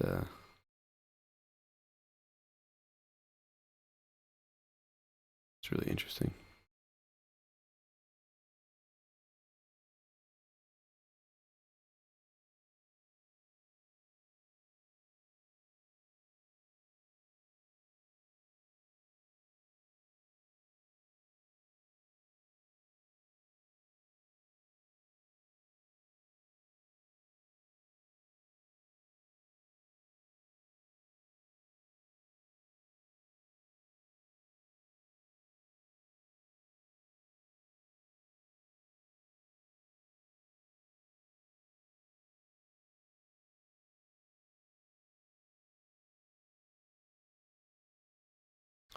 doing some of these transition areas to increase the saturation in the center between the shadow and the light.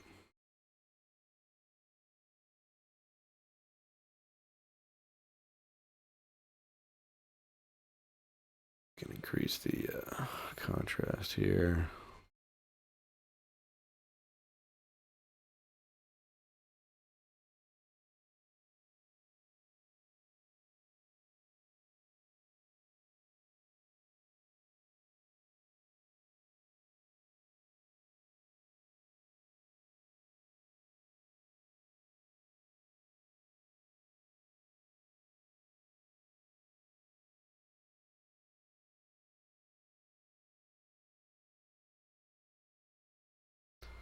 And one thing that it's been a long time since I've really played with this kind of an effect, but you can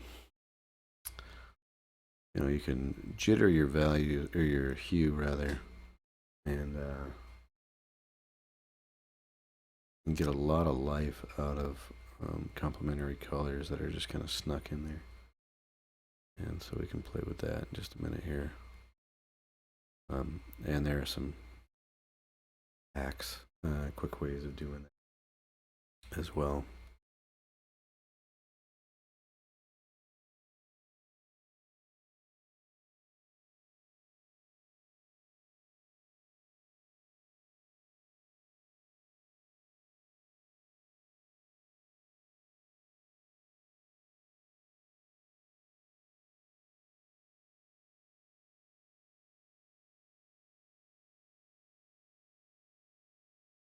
And with this area here, I've got these. I got this light kind of goes back. It's, recedes in space there. That we blocked in with that gradient layer. At this point, it's looking like it's not strong enough, but you want to carry that through onto these other forms. Just like we did here with the the red, white, and the skin tone. And we want to carry this through, in this background here. So if these are, getting the light's being obstructed there, we want to show that it's also being obstructed, carried through onto everything else. Which I don't know. It's not rocket science. It should be pretty straightforward, but so many times I neglect to do that. It's like I don't light two objects identically when they they really deserve to be. Or rather, I mean, I don't carry through the light, from one surface to the next. And that's really what's going to sell the form, is showing that a shadow falls on all of the different planes, but kind of shifts and conforms to its conforms to the plane that it's falling over. And that's going to give the information, give the eye the information that it needs to say, okay, that's the shape of that form that I'm looking at right there.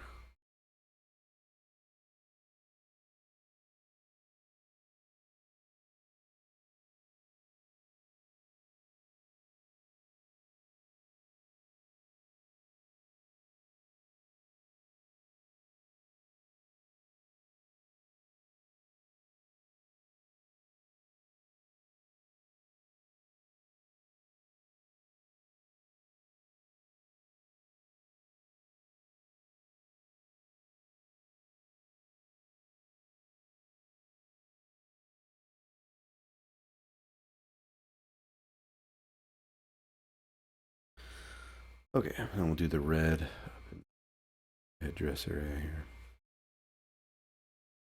I'm going to grab this brush, the foliage brush actually, but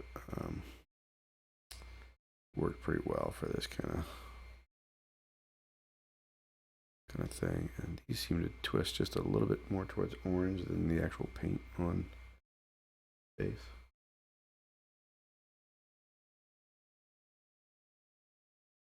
Brighten that up.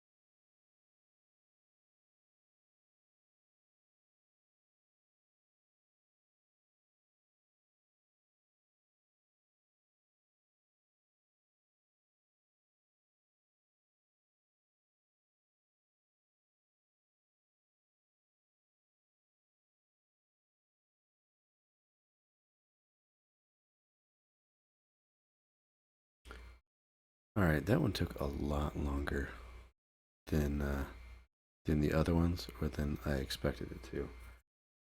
And that might be why I am more inclined to jump into just a more direct um, painting method than to try to ease into it slowly and be analytical about it.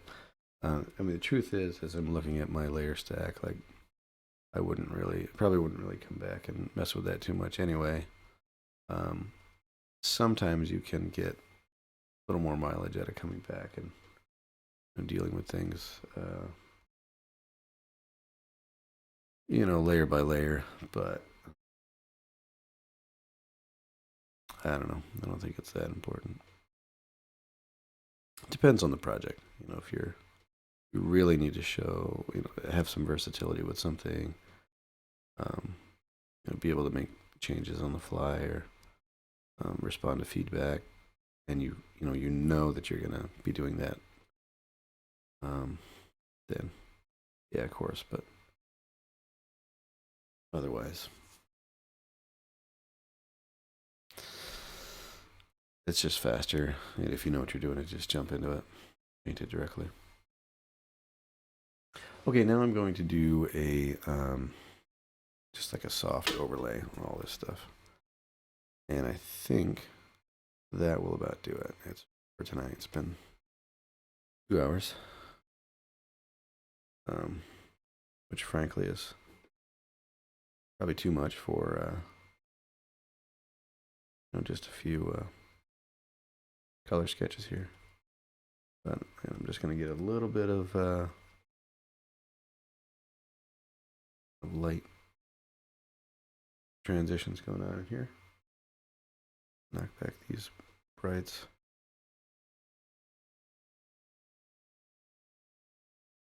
Got to get the the light to carry through.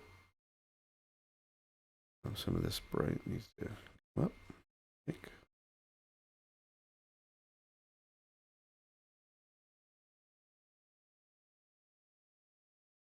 A little brighter.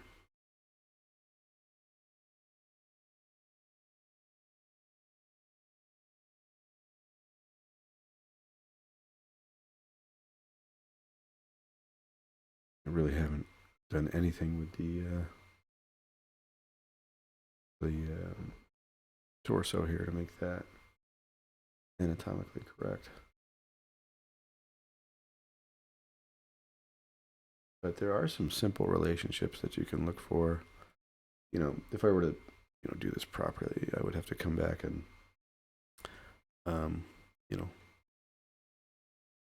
figure out how these exactly where all these parts are falling. But just a general look at it, you've got, of course, the rib cage, but if you just look at your shoulders and then your neck, and then you just attach the tip of the shoulder and like kind of the peak of it, to this little crescent right here under the at the base of the neck, at the top of the sternum here. Sure, there's a name for it, but you know, it's been a while since I've studied these things, so I don't recall. I should look into that and know the names so that I can sound smart. But yeah, so you just connect those, and then put just a little soft shadow underneath it, and then you can bring your shoulders into a rough ball shape, and that should get you pretty close. And then you, of course, your trapezius, the muscles from the base, the base of the neck down to the shoulders. That's going to give you that transition. Comes in, peak there. Probably shouldn't have painted those in. I was trying to do that for demonstration purposes, but left it there. Whoops. And no sense in having this too. I mean, you can break up that edge, of course, in a painterly effect, but no real sense in having it look too fuzzy, or you'll make him look like he's got a hairy back.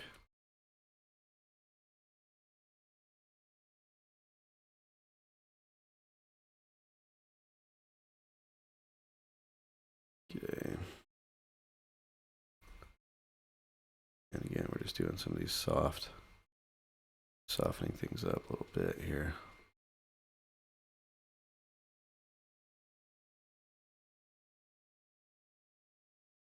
And the jury is still out for me whether it's better to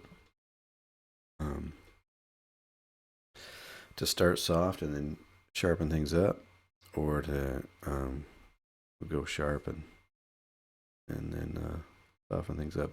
I think I prefer to work soft to sharp, but I think if I'm honest with myself, when I take the time to start sharp first and kind of get everything figured out, I do end up with, generally end up with better results. And by better, I mean, I suppose that's subjective, but you let the audience decide. I think people who look at my work, when they see ones that have studied something, a skull or something like that, and I've measured things out and made something sharp, and then I came back through and kind of softened it up to make it look more painterly. People tend to gravitate more towards those, which it wouldn't be my preference, but you're not always your own audience, right?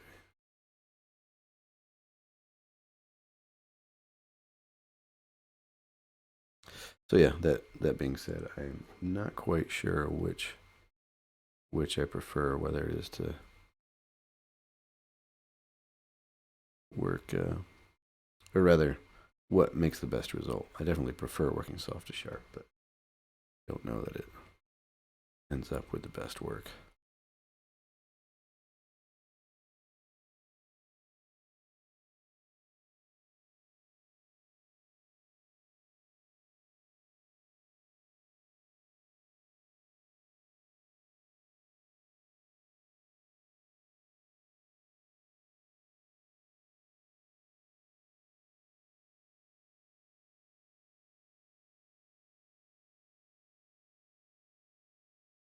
And I'm going to hit my smudge brush, come in here, and smoothly transition that.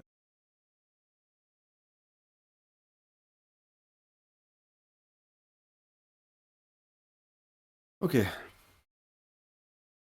And now we'll do overlay, and I think that'll be where we'll call it. So with overlay, of course, you can sneak some colors in. Oh yeah, I said that I would talk about a method for getting complementary colors in there. Of course, you can just paint it in manually. But another method is to, duplicate your layers, shift your hue in that duplicate, and then mask it off for where you want it to come through. So we can play with that and just. It may not be something that I'm totally happy with, and so we'll play with that last. That might be a weird way to end it. It's like, okay, here we go, and yeah, I don't like it, but it might give us good results that we do end up appreciating. So, who knows?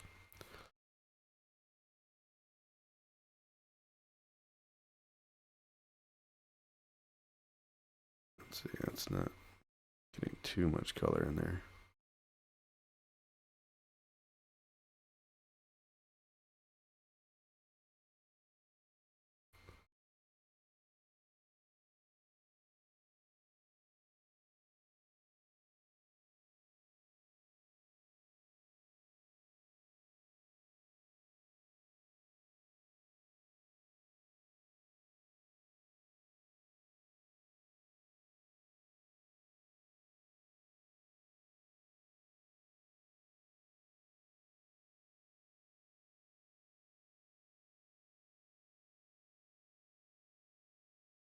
So partly what I'm doing here with this overlay layer is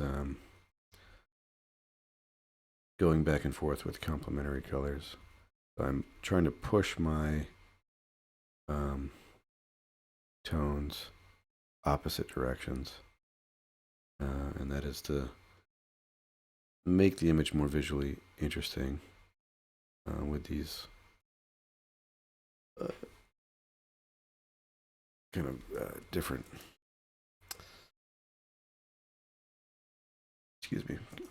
different hues.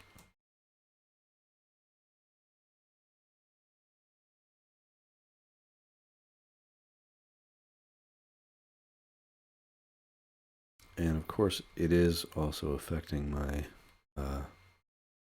values at this stage, so I'm going to be careful with this. Precisely how you let this thing work. And we'll knock this layer back to see if we're happy with it on a whole, or if it needs to have some adjustments made.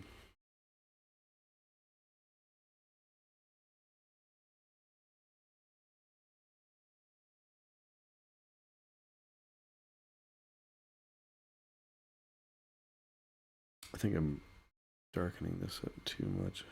Lip here.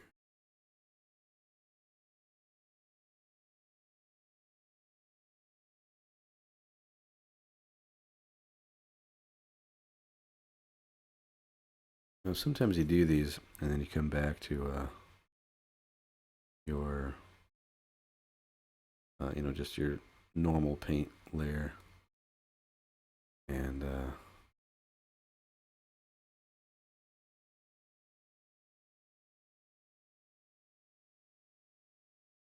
clean it up. Kind of brings it back to reality. I think I'm probably pushing too far off with the overlay on this forehead, for example. Kind of jump those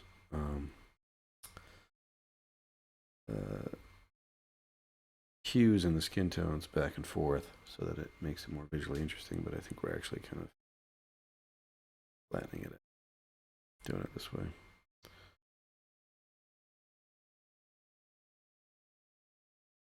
So I'm going to shift that back over to the blues, get it all in there, and then we'll reassess this.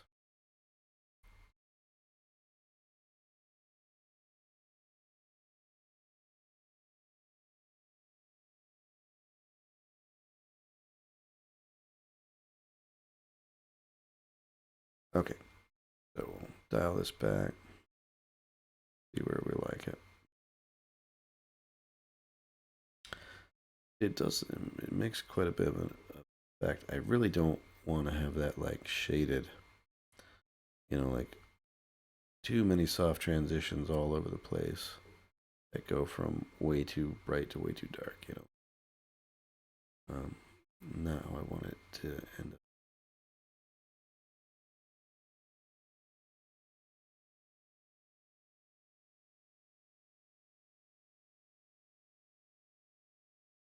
Okay, so somewhere down here is fine. And then, like I was saying, you make a new layer, you grab the color that you want, maybe make an adjustment, and then you just do some manual adjustments at the end.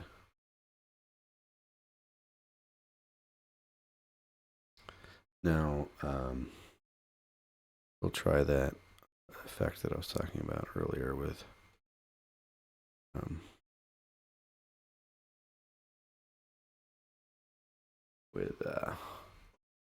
swapping some of your hues around. All right, so I'm just going to grab this whole thing. And we'll group it.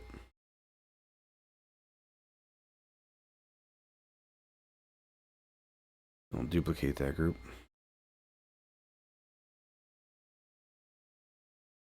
And merge that group.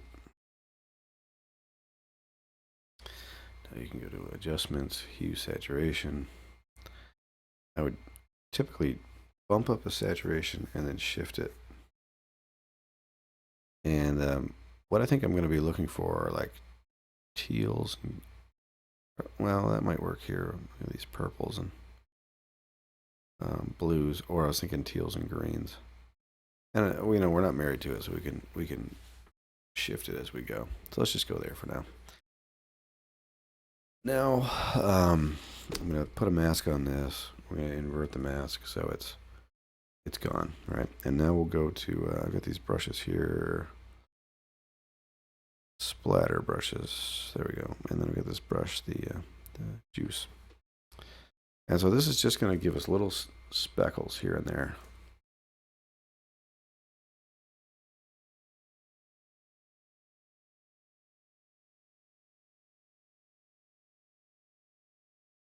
That's all we're really going for, is trying to get these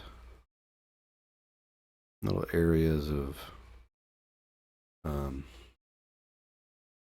color that will add visual interest.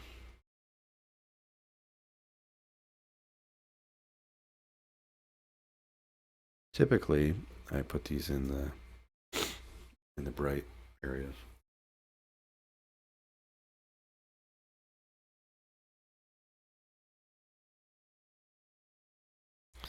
And of course, you can go way too heavy with these. You gotta be careful. But we can, of course, dial it back as we're dealing with a mask here.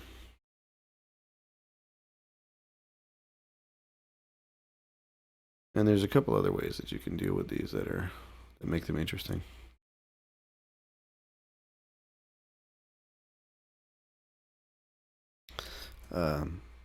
So, for example, what we did earlier with the layer styles, we can come back, add a little bump, like say like a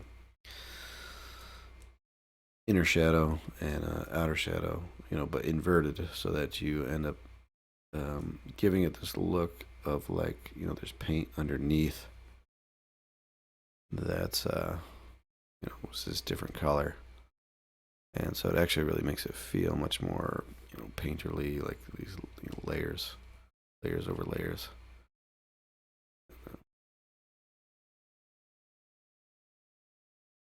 Okay, so I might switch the brush to something that's a little more aggressive. In fact, I'm not even sure if any of this is really visible through the stream. But what we're looking at, this sort of thing. See, we can just swap that color, and you can see how much that really makes these pop. But of course, you have to be subtle with it. So you got to kind of we'll cut them in, and then we'll cut them back out with.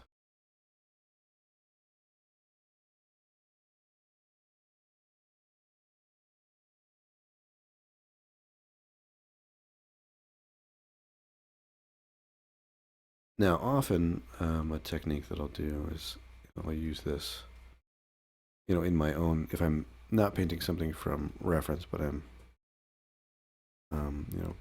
building up my own scene.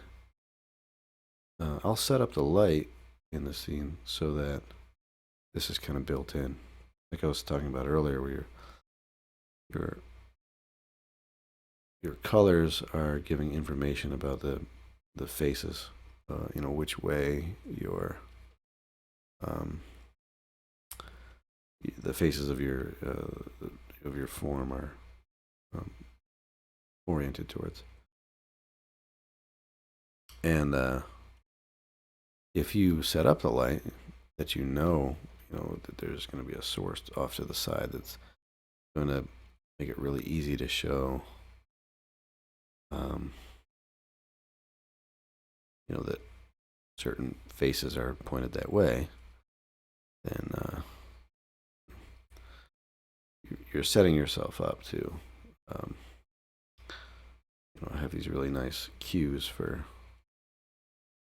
form.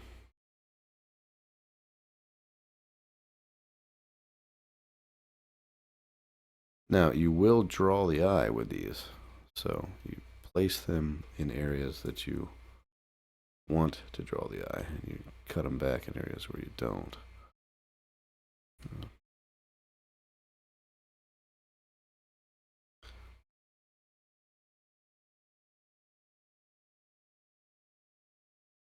think if I can work it in and out and get it, sneakily get it in here around the mouth and around the eyes. I mean, you're already drawing in a lot of attention with the red, and white painted around the eyes. So, that should be quite obvious. I don't know if we, quite how heavy we want to get with that, but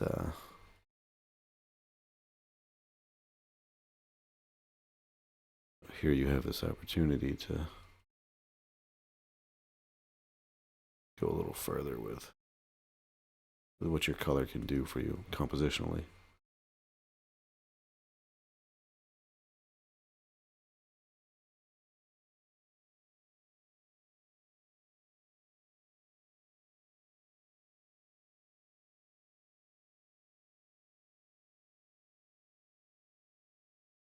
I'll cut a lot of these out here.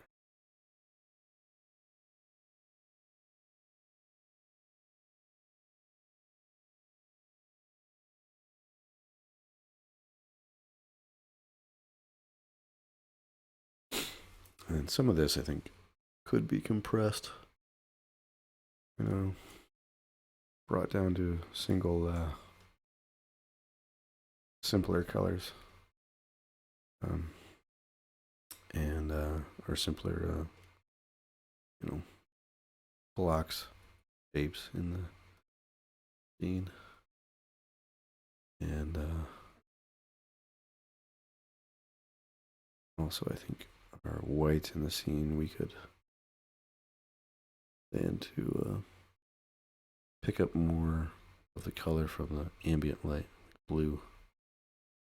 But anyway.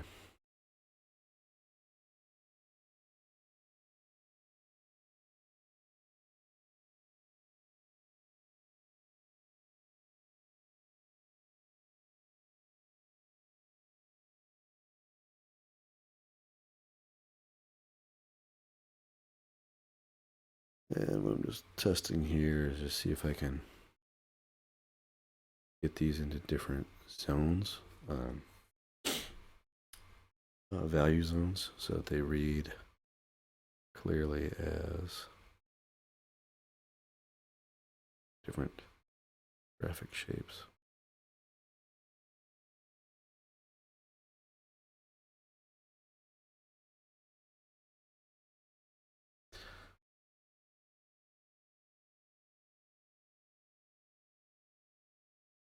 I think this is pretty much what I had set out to do. Sketch out a couple of these characters. Man, looking at that one that I started with, I might go back and clean it up just a little bit, just to be happy. But I don't know. So we might carry through to just looking at this here. I don't want to get too involved with this, but carrying through with the form, like as this kind of goes over the neck here, or the collarbone rather, and then you've got these other little objects that is kind of going up and over.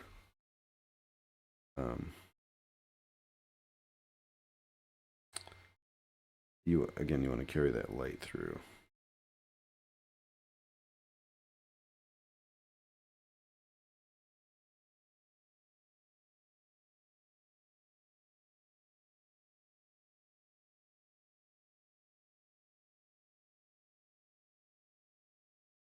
Okay. That's probably a decent place to stop. I might, I don't know. I keep saying that. Decent place to stop, and then, okay, I want one more thing, but that's just my life, basically.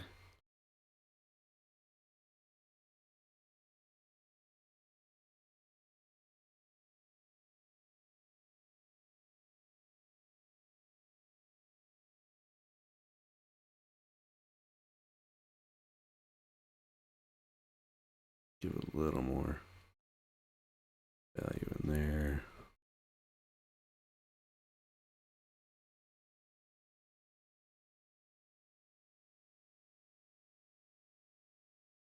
These eyes need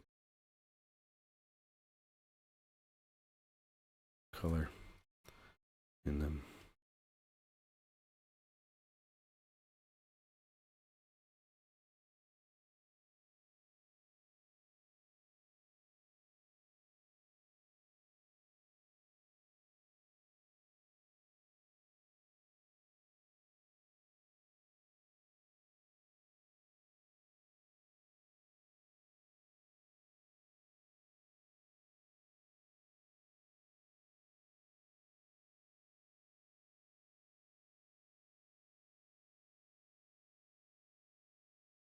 A harder shadow on these guys here.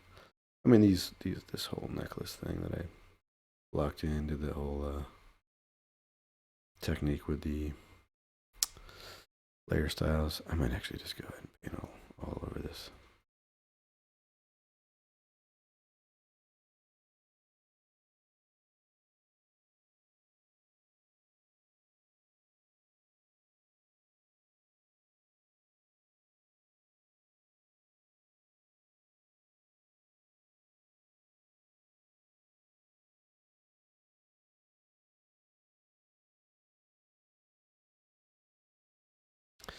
A good brush could handle that one stroke. Get all that variation and stuff. Somebody should make that brush.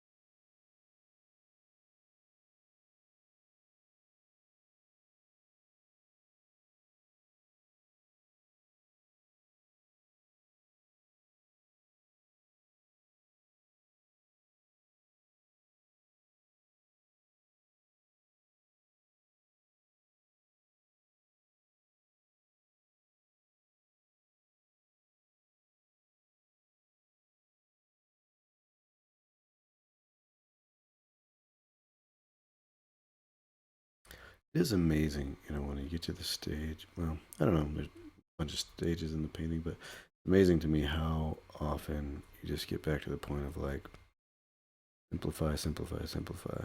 You know, like the simple solution is often the correct solution. Um,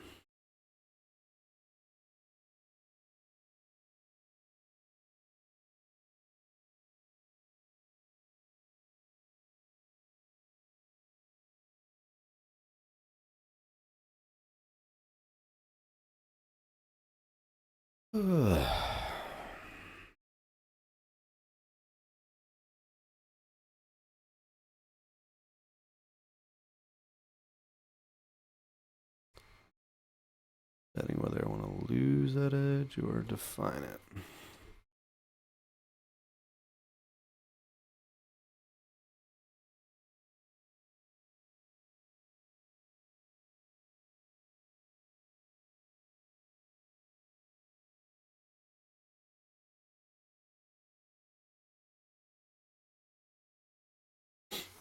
Okay, let's go back to this.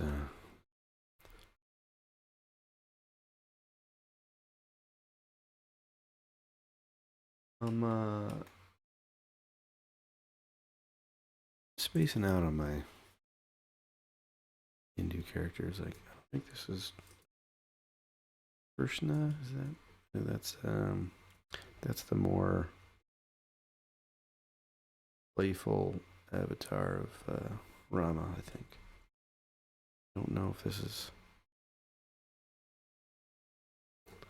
or if this is just straight up Shiva. This might just be Shiva.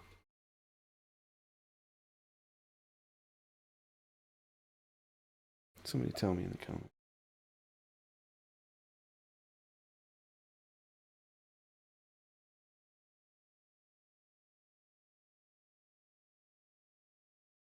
All right, getting lost in the weeds here. All right, let's get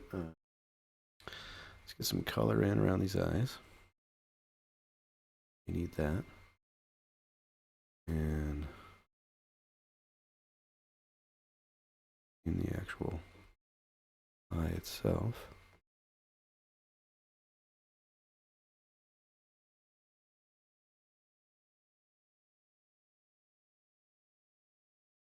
I mean, this is probably the most likely thing to have been photoshopped or touched up in Lightroom or something, is to have the eyes just absolutely white. It's like almost never the case. You always have, veins and all that kind of stuff in the actual eye itself, and then the light that it's picking up as well. So eyes are tricky, but we just kind of believe that they're white, so we want to. That's feels a little weird when you see an eye that's really one of them nonconformist eyeballs. Like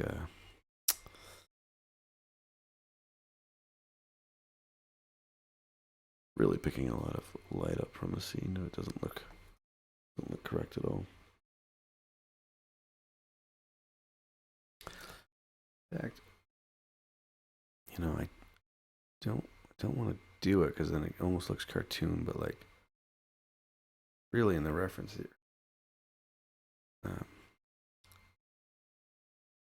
Subject's eyes are actually quite a bit bigger. More, it's a young child, and the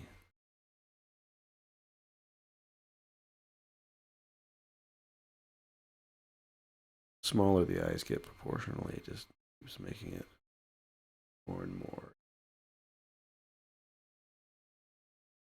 older looking character. You gotta make sure that the shape of the eye again is gonna show like where this character is looking and what their expression is. But you also kind of want to get in some of these other reflections and stuff here.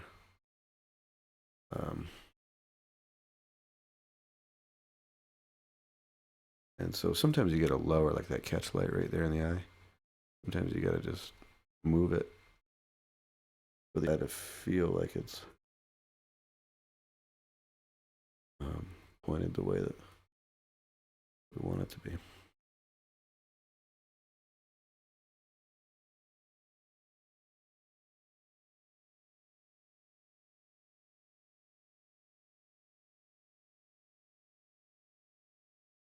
See how that kind of feels like it moves the eye.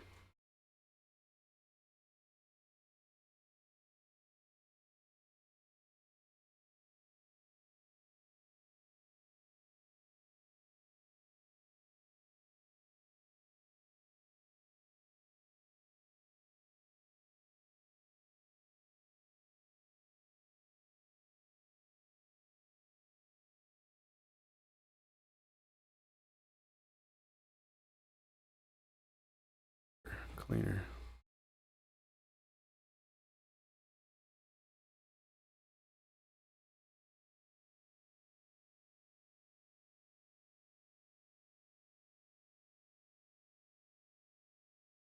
That's getting too big.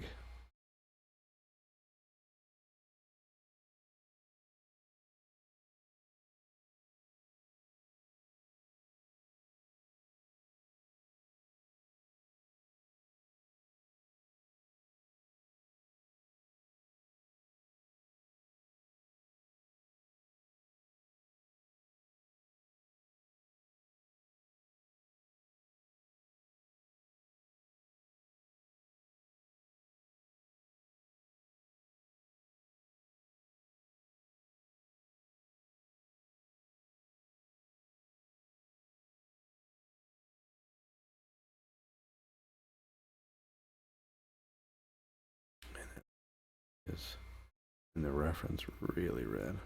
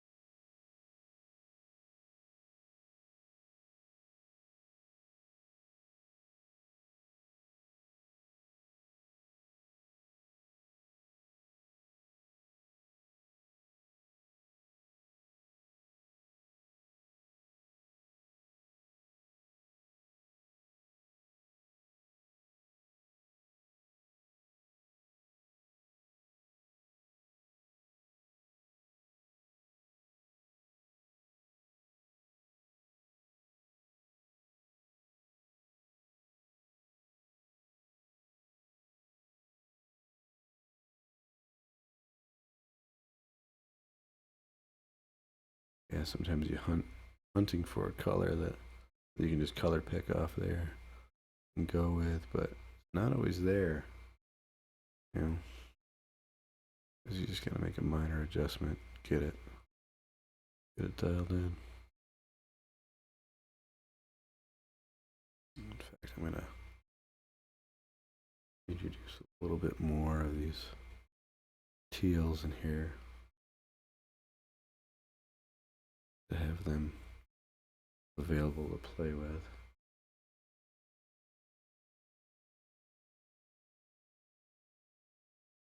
And I think it needs some purples in the, well, almost purples in the shadows that we can utilize as well.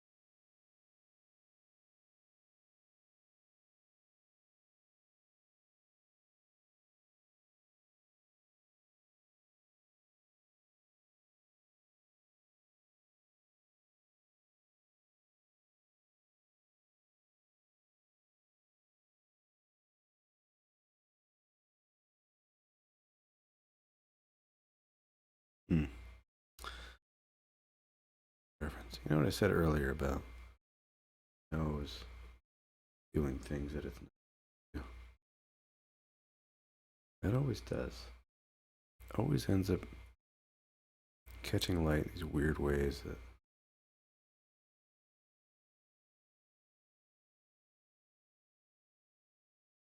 hey, you're not supposed to,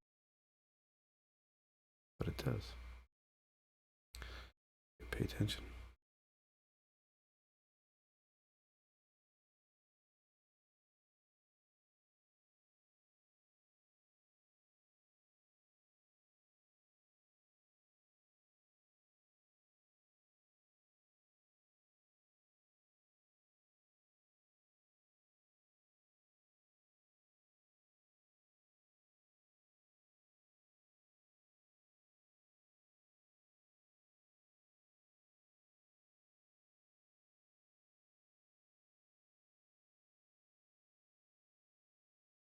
Yeah, too extreme there.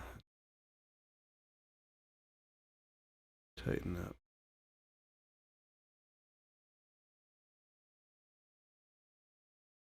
Fade off.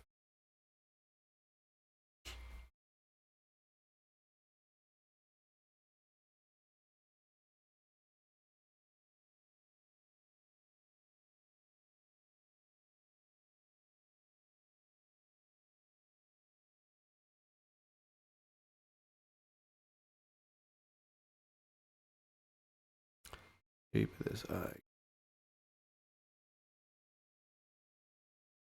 Spent a lot of time on these. But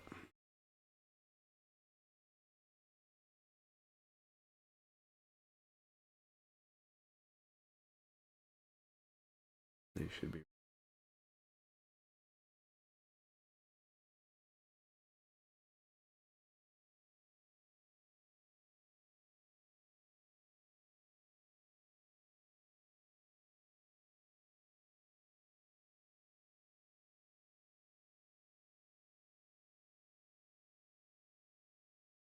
Again with these nonconformist noses.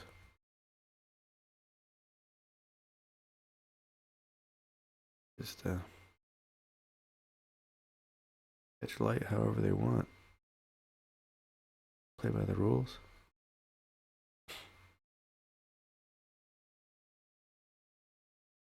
But I think that's what makes them interesting, you know.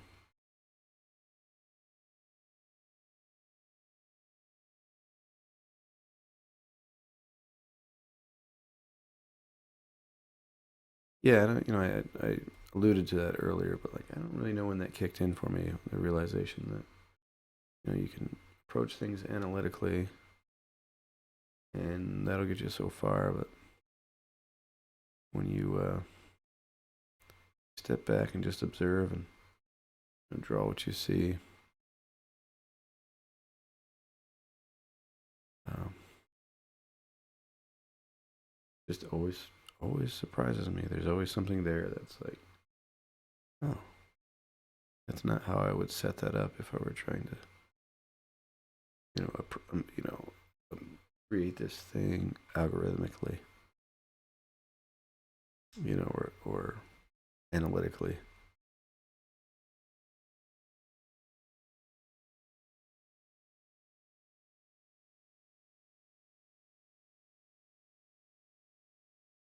Right. Yeah, and then we should get some grays here in this scene somewhere to bring forward the blues and stuff that we have. All that color is going to pop out more if we. In fact, we could even jump to the other side of the color wheel. Gotta get these in there to increase the intensity of that blue by putting gray next to it, or a gray of a toned to the opposite value.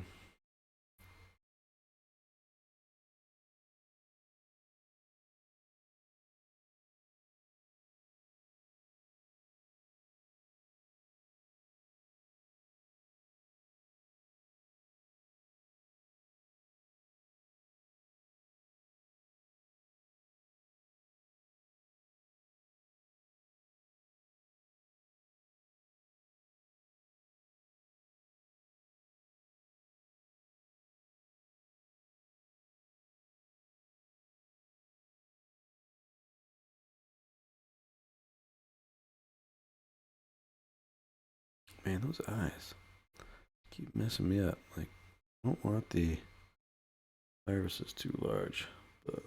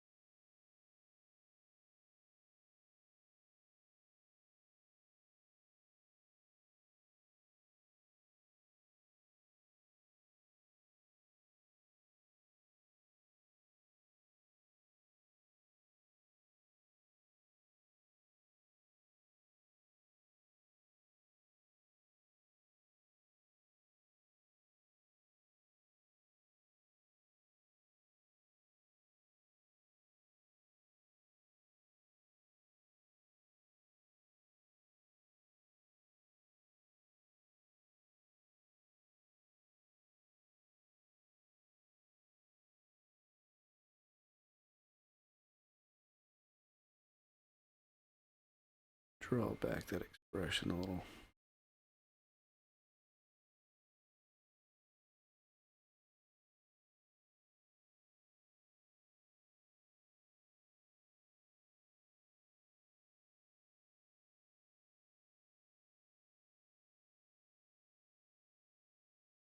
Lower the intensity of these.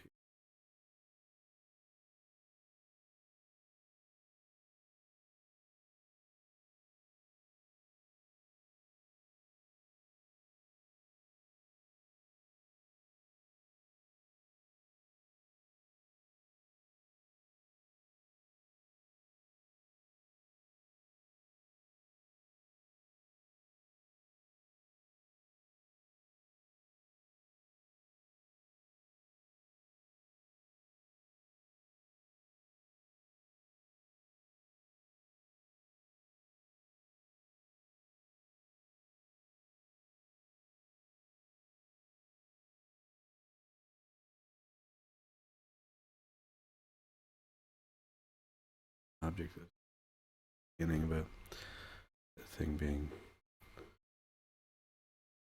around their neck and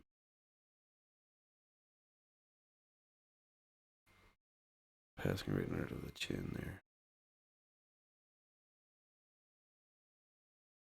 Making me all uncomfortable. That's a joking head. Gotta be careful. Careful with those. You dress yourself. Fashion statements. Fashion's deadly. You know?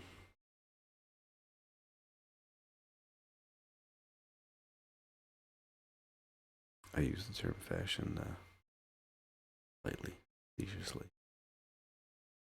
That should be obvious.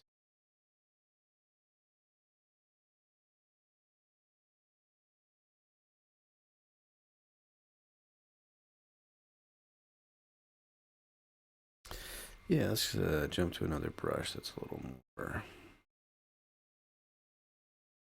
textural. Saying that a lot. I'm just going to go over top of everything. No, this all belongs in there.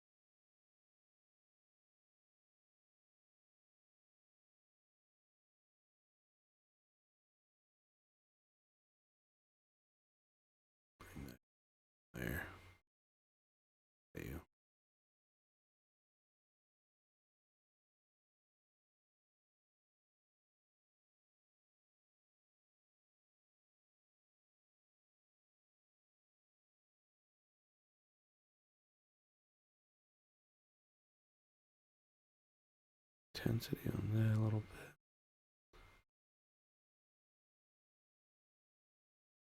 Intensity in these dark areas.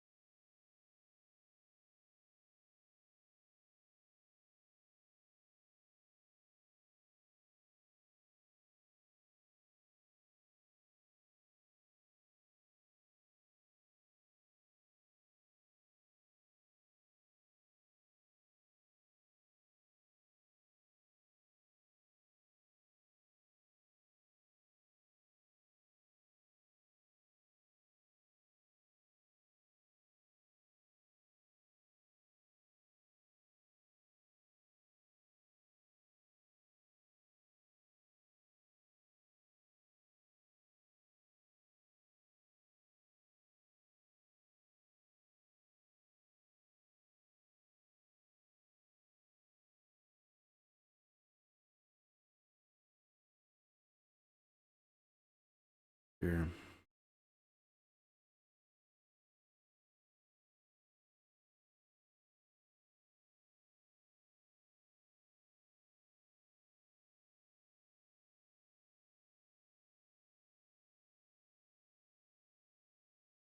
I wouldn't quite call it a beaded necklace. I mean, I suppose they are beads, but they're very interesting textural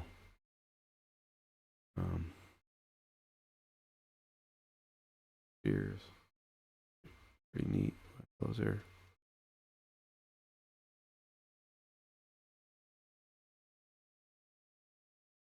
I wonder if that's some kind of a. I don't know if that's a nut or if that's like a manufactured thing. It's so much texture to it.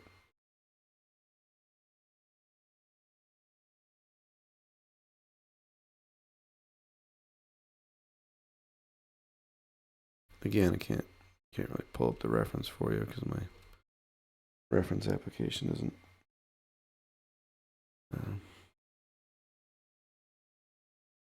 too cooperative, but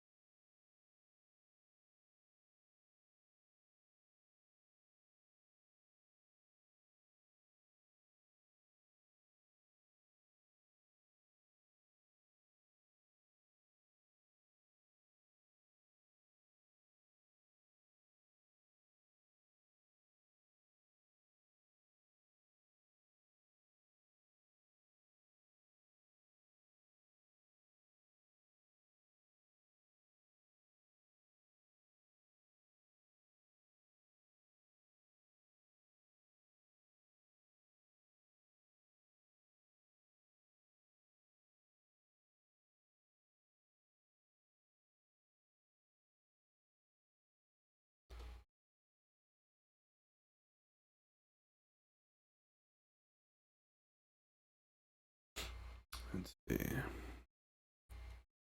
this here. Shift that.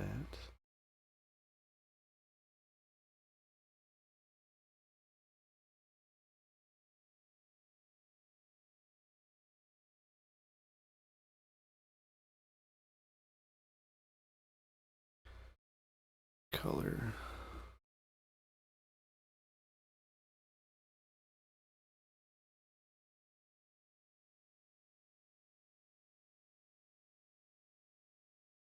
Into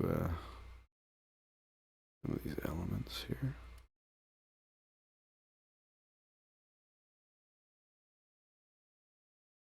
That's got a little bit of reds in it.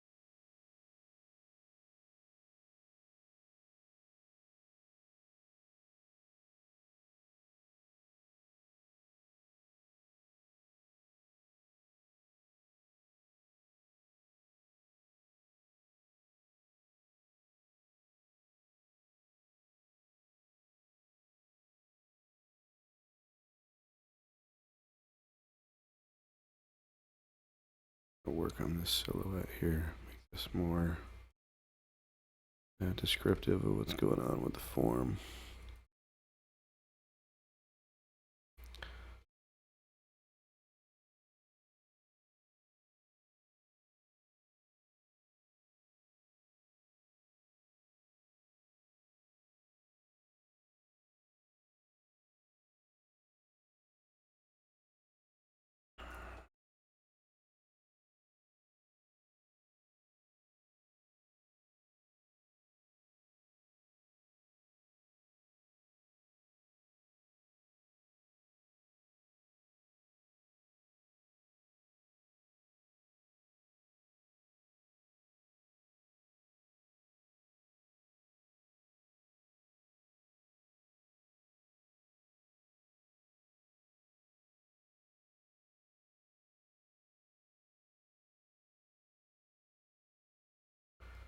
Again, coming back to the eyes.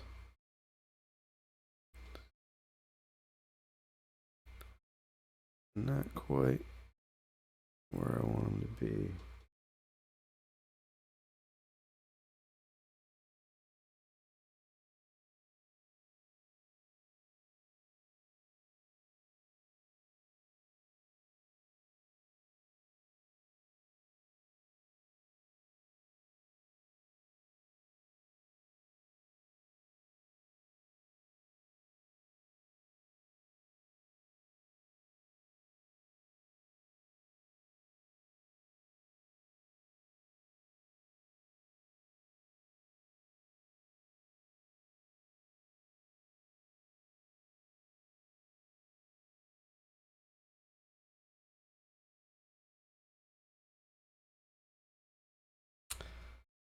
Okay.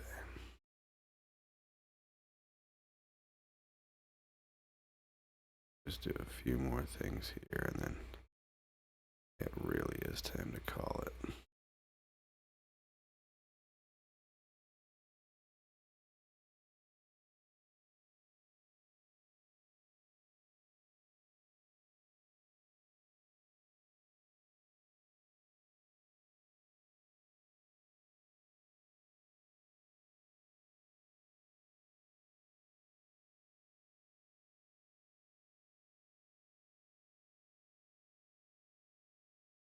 It's just interesting because this whole this whole look here is way more intense than the reference. Actually, trying to dial it back and get it to be,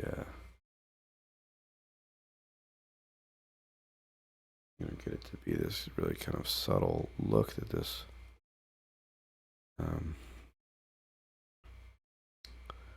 that this person has, but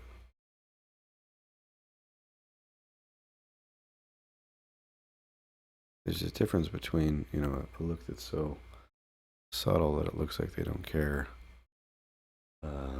and a look that has this subtlety that, strange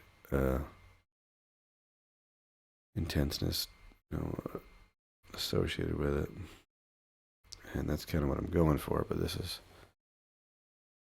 perhaps too intense.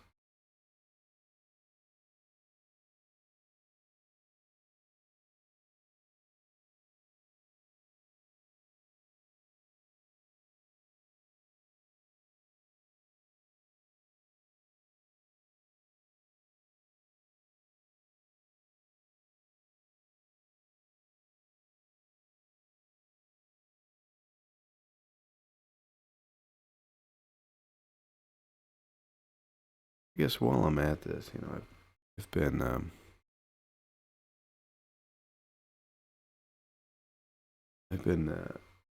actively disengaging with a lot of the discourse, stuff you see on social media and news and so forth. And one thing that's come to light that I think we should consider, with all of the, whatever you want to call it, fear and frustration and everything that people are bringing to the forefront, just in painting this character here, today my wife and I were discussing how just how much harder all of this can be when you live in an area that doesn't have access to healthcare, doesn't, you already are struggling to get your basic needs met. And certainly that's not to speak for everybody, but there are a lot of places that, that is the challenge. And our frustrations with, how things are managed and our government and all that, all that kind of stuff here in the West, you really have to temper that with the realization that this is very, for other people in the world, there are places where this could be very, very, much more serious, and is much more serious, and I think we should be thinking about how we can assist people in those situations rather than getting too bent out of shape over our own situations. Not that I don't want to turn these things into super serious or preacher, telling you what to think and what to do and all that kind of stuff. But I would just encourage anybody who's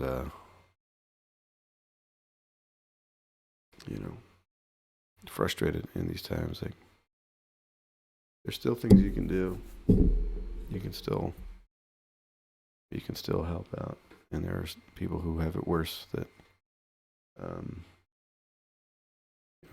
look into it. Look into options for organizations that are bringing aid to people in need, in much more dire need than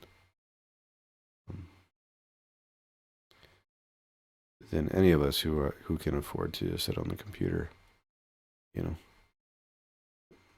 mean, I think that in and of itself should be sufficient to say, yeah, okay, I think I'm better off and fortunate, lucky, and pass on some help and hope to those less fortunate who will be hit harder by this. So I will end my my preacherly rant there. That's really not my intent with these, but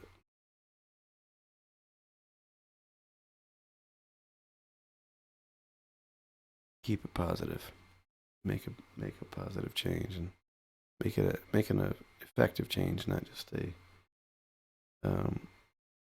policy stance. Who or what you're against, but what are you for, and how are you tangibly helping people? That's going to be so much more valuable in the long run.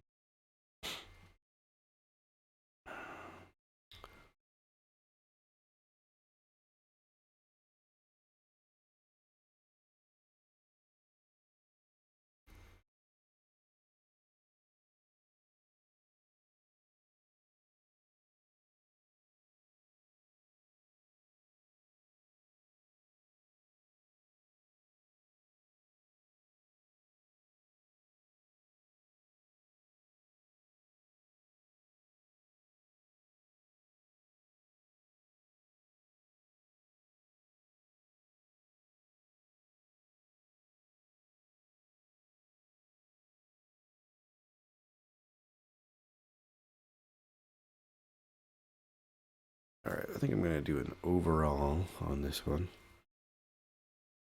and see if I can get some of these values to end up closer to what I would like. I think there is this like shift from top, like it's brightest across this band of the center of the face. It's darker as it travels down. I'm just talking about the light here. Light kind of smoothly transitions down.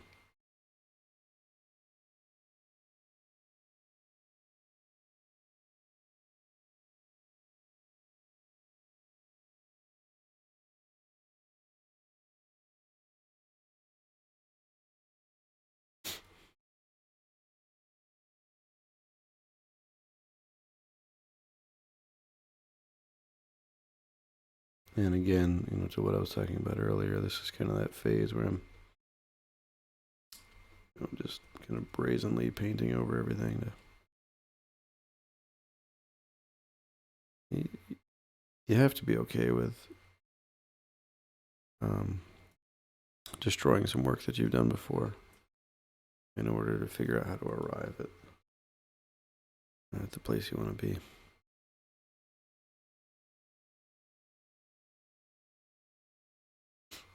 I think this red needs to get really intense.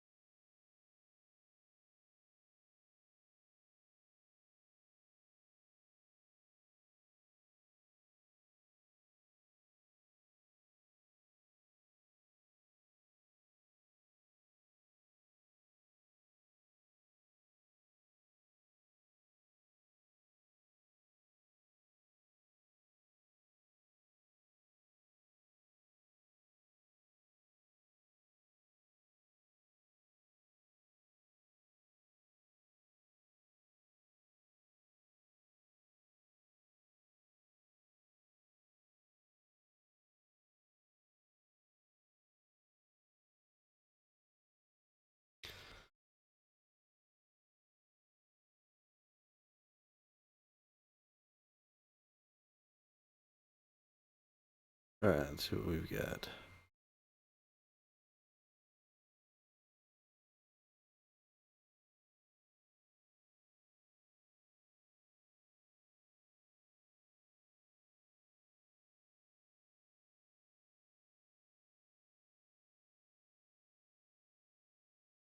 I'm going to switch this to darker color. Lighter color. Darker. Normal.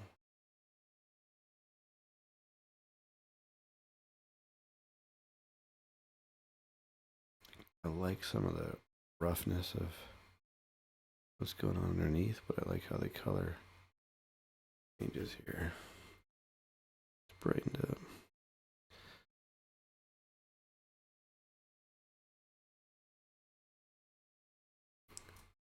I think I'm just going to have to go with this. I might go with a light change in the catch light in the eye.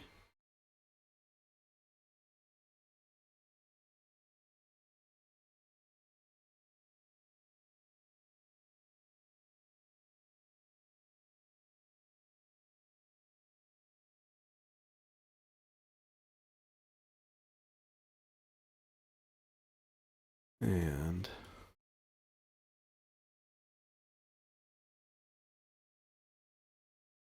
see if we can play with perspective just a little bit.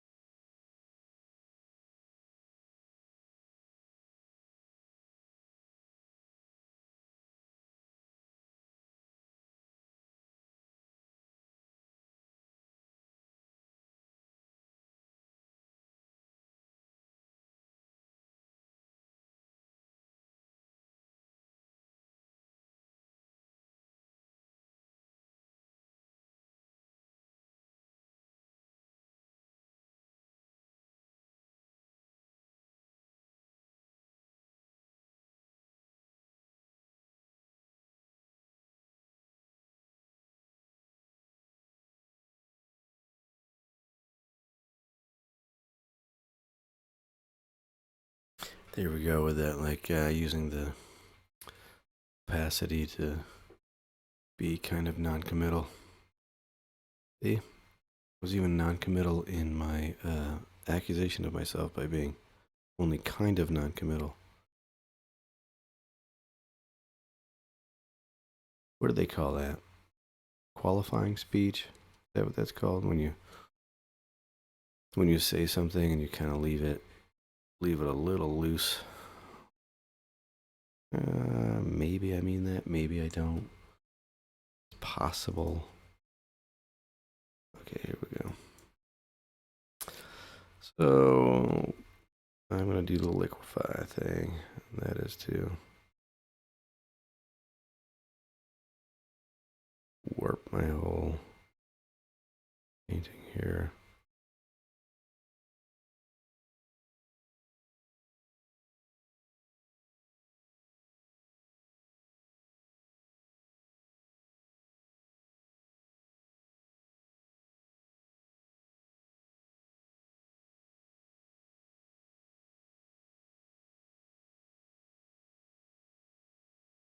Losing control of it.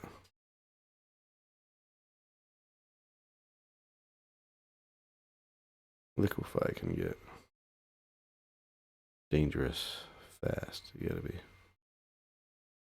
be subtle with it.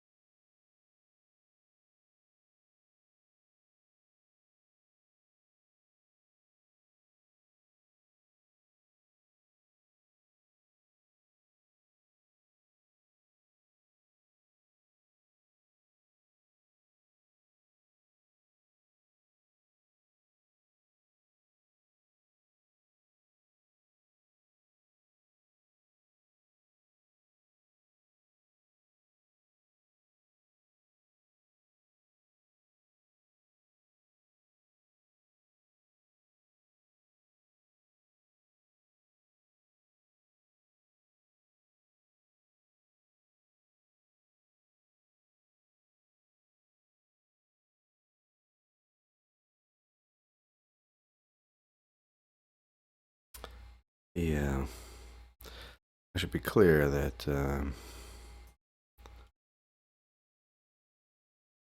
this is where things get a little janky, a little crazy when you're um, warping, liquefying, all that kind of stuff. Taking a kind of a leap of faith there that that you could actually pull it together instead of having to repaint the whole thing.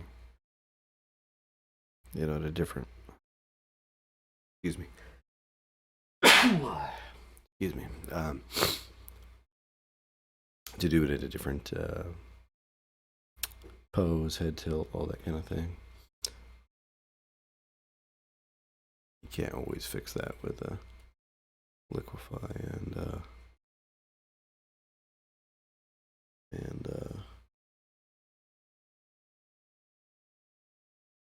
transform tool.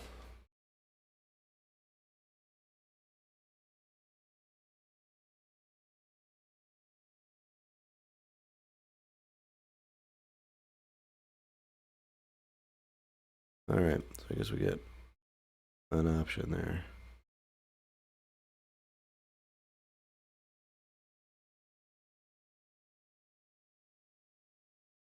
Face looks just almost sad. I don't like that. I don't want sad. I'll bring these eyebrows down.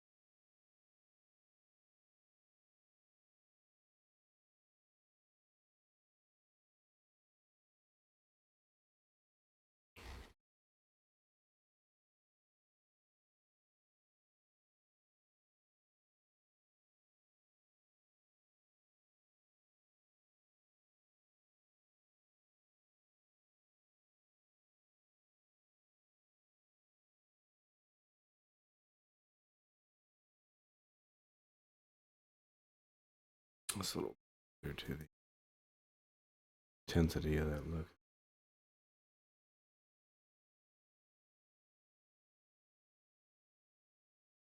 But